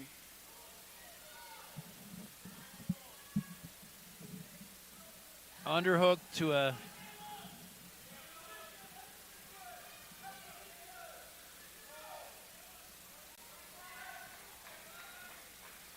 Oh, touch and go. Touch and go there. Fetting ending up in a front headlock here. Yep, stalemate again. All right, 34 seconds, dude. This is crunch time, Chasen. Both guys need to score. Short little pull to a front headlock. Oh, and he goes to a high elbow and there you go. He gets a stall call because he puts his offense on. 18 seconds. Now he's got to be tough here. He's got to keep fighting here. He's got a body lock. Keep his hips down and away. 10 seconds. And Caleb's going to come away with it. They're going to throw a brick, though, South Dakota State. I don't think they're in agreement for that stall.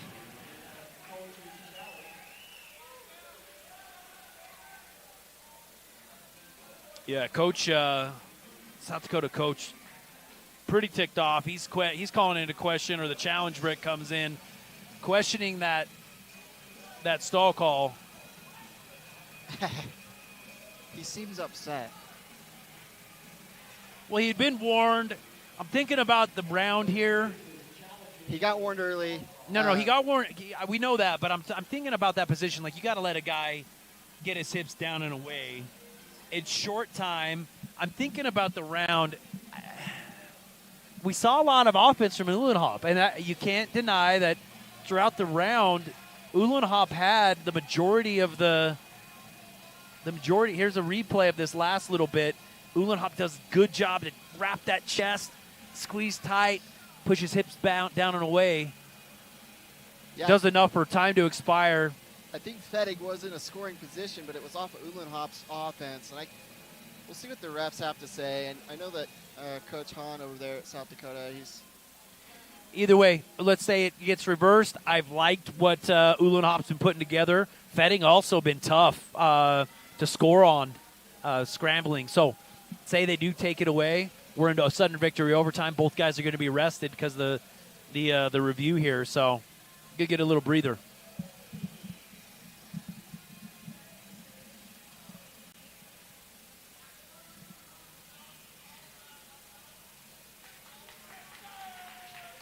They're going to go ahead and say say that. That was stalling. So Caleb Ulenhop comes away with a victory here at 184 pounds, a 1-point victory, and it came down to that stall call. He kept enough of that attack going. Caleb He didn't kept know he won. He was in a stance. He's like, I'm not so sure. Caleb Ulenhop coming away, nice victory for us. Team scores tied up as we go into the last two matchups here, Chasen. Yeah, like we talked about earlier, last two weights for South Dakota State are some of their best athletes, and we got a ranked athlete, Cale Benny, wrestling against number 7 in the country, All-American, not last year, the year before, and Bennett Bergie. Last year was a qualifier. Well, Cale in the, like I said, Cale ranked number 28 in the nation here. Bergie tough. Bergie has a knee wrapped up pretty tight here too. I always felt like that if I had to have something like that, it just kind of changed my mobility. Yeah, Bergie, I mean, still has, another year of eligibility after this one, but, he qualified. He's All-American. It's 2023, 2024. And then last year was a qualifier and didn't make the podium, but currently ranked 7th.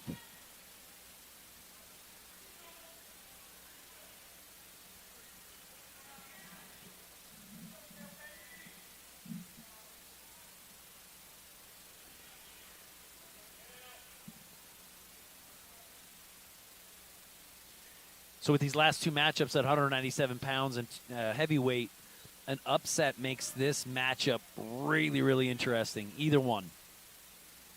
Yeah, bonus points might come into factor. Kind of a touch-and-go shot there for a sweep, but just too far away. Easy for Bergie to kind of down block and circle out of.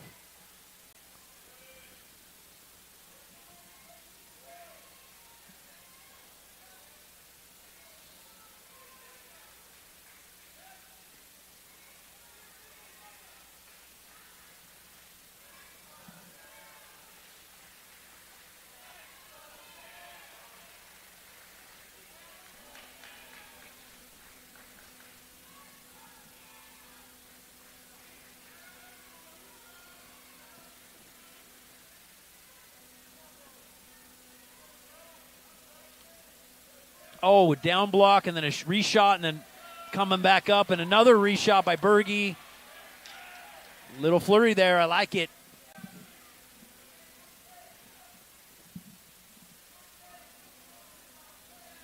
Wrist control here, but a collar tie by Bergie. The difference this season with Bergie is he's up a weight. I mean, he's been wrestling at 84s. He's up with these big guys. Still, highly ranked, highly competitive, but kind of grew into that. No, he looks rightly sized. I remember him down at 184, and he was big for his weight class. So he looks rightly sized now. Grew into that 197-pound weight class. Hey, a minute left in this first period. Both guys still on their feet. We're scoreless. Touch and go. Ooh, nice fake.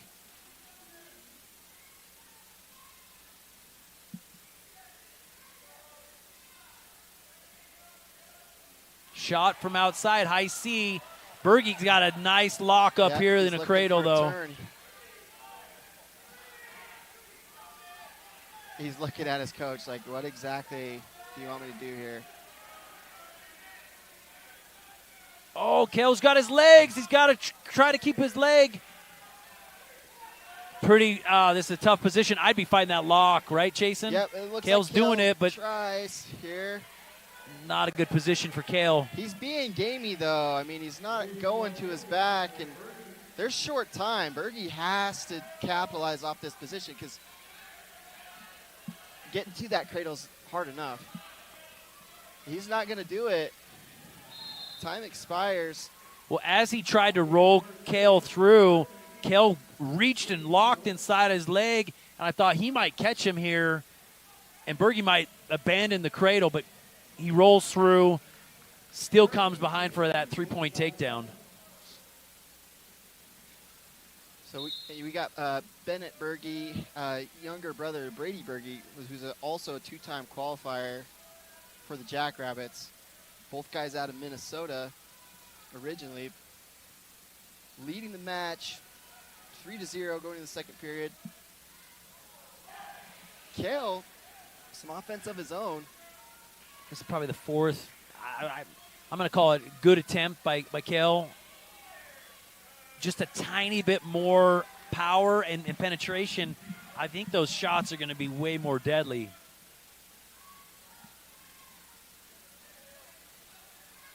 Kale changing up. Good job.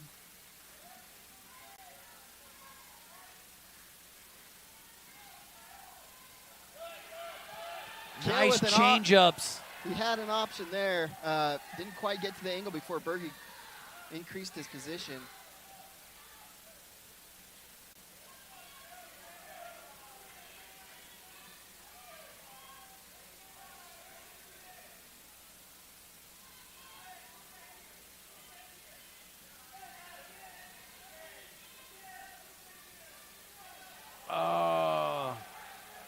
Nothing. 3-point takedown. I'll tell you, that was just a little bit of a fake and ends up turning a fake into a re-attack or an attack by Bergie. Nice job for that takedown. Gets an escape with 30 seconds left in the second period. Bergie's bleeding. Some UVU heckler said he wants a break.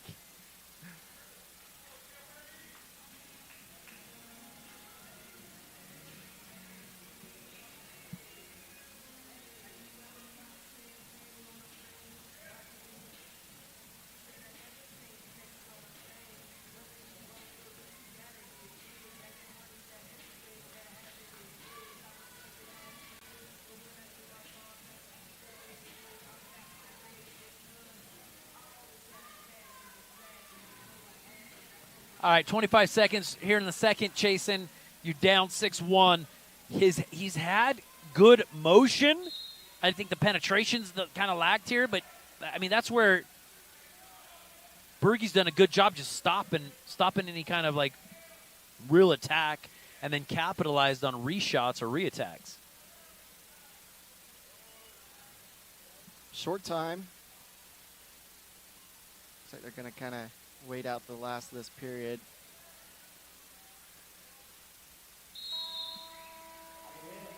It'll be Kale Benny's choice. Score 6-1. Riding time not a factor. Benny did get an escape early, but Bergie's been dangerous on top. He's got that cradle. He's really good in that. Okay, immediately to our feet, fighting hands. Kale hits a switch. Oh, ends up getting hugged to his back. Now near fall's coming on. We don't want that. And a fall. Number 7 ranked. Bennett Bergie comes away with a fall victory. Man, that was after a lot of action. Kind of got caught there because he goes to a switch and then just Bergie kind of steps over and bear hugs him down. Yeah, captures his shoulders to the from mat. this angle, I couldn't really tell, but that switch, I mean. Here it goes, this replay. So he goes to try to switch here. Reaches over the top. Man, you got to go to your stomach, but he gets caught here, and Bergie does enough just to put his shoulder down through his stomach and chest to pin his shoulders down to the mat. So a 6-point victory right there. Team score 19 for South Dakota State University, Utah Valley 13. Hey, we're going into the final match of the night, heavyweight. We got the hometown hero, Luke Rasmussen, for the South Dakota State Jackrabbits wrestling Jack Forbes. Forbes with one of the crazier heavyweight matches I've seen in a while last week against Christian Carroll, Wyoming. Awesome match. Just some good scrambling. And Carroll ranked, I think, 9th as of last week, and Rasmussen sitting at 19. Forbes is not a stranger to wrestling, ranked opponents, guys that are on paper supposed to win matches, and Rasmussen stands tall. He's 6'4", 285-pound weight class, and look how much he has to bend and reach to get down to Jack's level. You can see that he likes that, though, that pull down and maybe an ankle pick or a low-level shot there. Yeah, I think he can reach those ankles a little easier. He's got long arms. Rasmussen wrestled for Brookings High School there in South Dakota. Stayed home. Digging inside. Nice changeup. Forbes goes instead double. Of running through, he kind of waited there. Again, we're in this drape, man. You see this a lot. South Dakota is okay here. Feels okay here. Hey, so the high Forbes knees. sits, There he goes. That's that. a double. That's a double leg finish now. Now we're going to call 3. There's nothing He's yet. got to keep crawling up the back. Crawl up the back. Now he calls 3 here. South Dakota and a stalemate now. They can't throw their brick. They lost their brick, but they disagree with that takedown.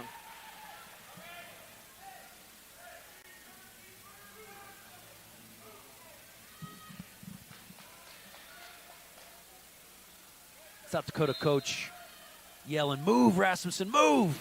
Doesn't want him to stay up underneath Forbes.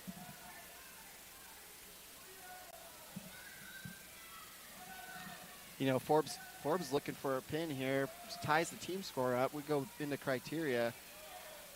Well, it'd be fall to fall, then it'd be tech to tech. Tech to tech. I think we both got majors. We then both got takedowns. majors. It goes to takedowns, doesn't it? So that would go to takedowns. And I'm going to have to venture to say South Dakota's had more takedowns. I think you're right. I don't know, though. David Evans got like 8. David Evans got yeah, who knows, dude? That would be, if we could, that'd be awesome. That'd be an awesome. Someone comment in the chat how many takedowns we're at. This is all hypothetical. Forbes doing a tough ride. I mean, keeping his head down, swarming, changing up, not keeping, making it easy for him to put the pressure behind him. The crowd thinks that Rasmussen's stalling down there. He hasn't put a foot on the mat. Oh, there he goes. Jack scoops it up. Now this is some Victory Series stuff. I don't really like that ride for Forbes. Yeah, I mean, you got to be careful of these heavyweights. The fat man rolls. That's what I was going to say. His elbow all the way across Rasmussen's stomach, a hook and a roll, that can change the trajectory of the match real quickly. Forbes does a good job. Jumps to his side on a spiral ride. Now he's down in both inside ties, inside of legs. Everyone thinks they're stalling. The ref hasn't said anything. I mean, that'll be it for the first period. A minute and 40 in riding time, though, for Jack Forbes. He's been doing a better job at not getting a bloody nose this season. Yeah, I don't think we've had one blood stoppage from that. Don't speak too soon. Here we go. Start of the second period. Forbes immediately jumps, kind of sits out, and then a roll through. Whoa! Fighting hands down and away. Stay in. That looked like a trip out. He ran him out. Man, everybody here going a little crazy. Well, they just think that he's stalling.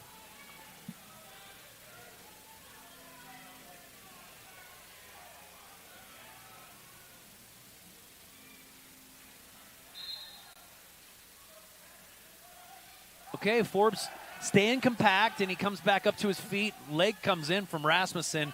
I think this is probably where Rasmussen's tough. Look at him come back here. He comes up on a power half. He's got a leg right in. You don't want to spend a lot of time here. Forbes staying compact. He's elevating this leg up here. Yeah, this is a good Rasmussen's job. high. If Forbes can swim that right hand out. Try to kind of shake him down. There he goes. Now run him on. Run him out. There we go. 2-point reversal. Rasmussen flat. So now here's where everybody's clamoring on he's staying flat. He's not even bringing his knees up. I think he's kind of breathing hard here, in this elevation, in this environment. Heads down. Wow, everybody, I heard the crowd this loud, clamoring for stall call. There we go, stalling warning on Rasmussen.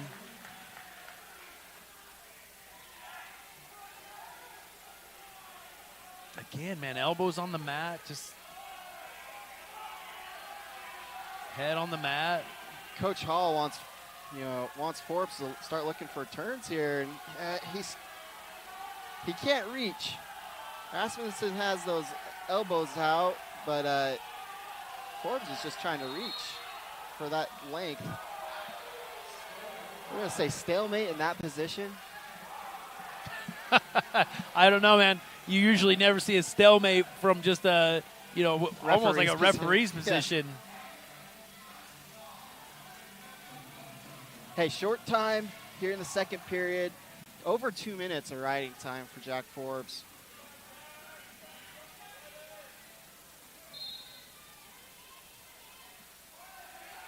Man, they're elbows on the mat, dude. You can't. I mean, I don't know. I just feel like there hasn't been a lot of effort to get away. You got to hold Jack accountable, too, though. Jack's got to. Forbes wants to go neutral. Coach Hall says top. Coach Hahn wants to talk to the ref, give his guy a little breather. Crowd is booing that.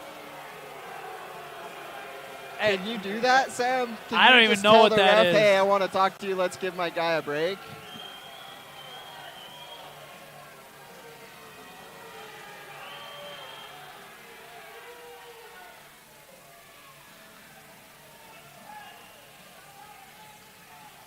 Little breather.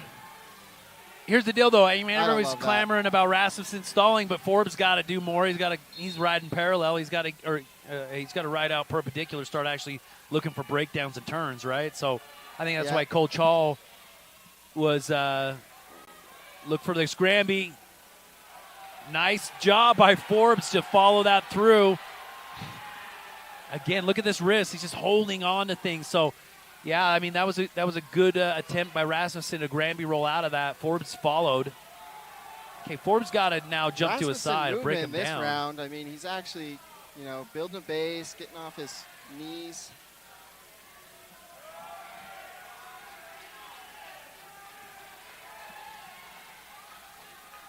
Minute 18 here. Rasmussen to his feet, sits out. Nothing right there, yet. head hunt, bam. I was going to say, head's near the knee. Lock that up. Yeah, it's hard to cradle, Here you go, look at this. He can scoop this bottom leg, put his elbow to the mat. Boom, elbow to the mat, scoop up that bottom leg. Right there, elbow's got to go to the mat, though. Yeah, he got the leg, but not quite deep enough. Elbow to the mat. I'd like to see Forbes, start look right here, for look half. right here. It's interesting, man. Bar him up, maybe.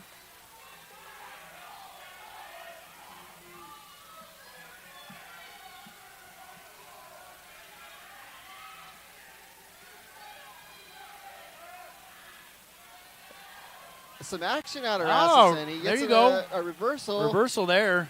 And he's going victory for series. Victory series, but 15 seconds left in the match. Roll through. Oh, Forbes got him on his back. He went for it.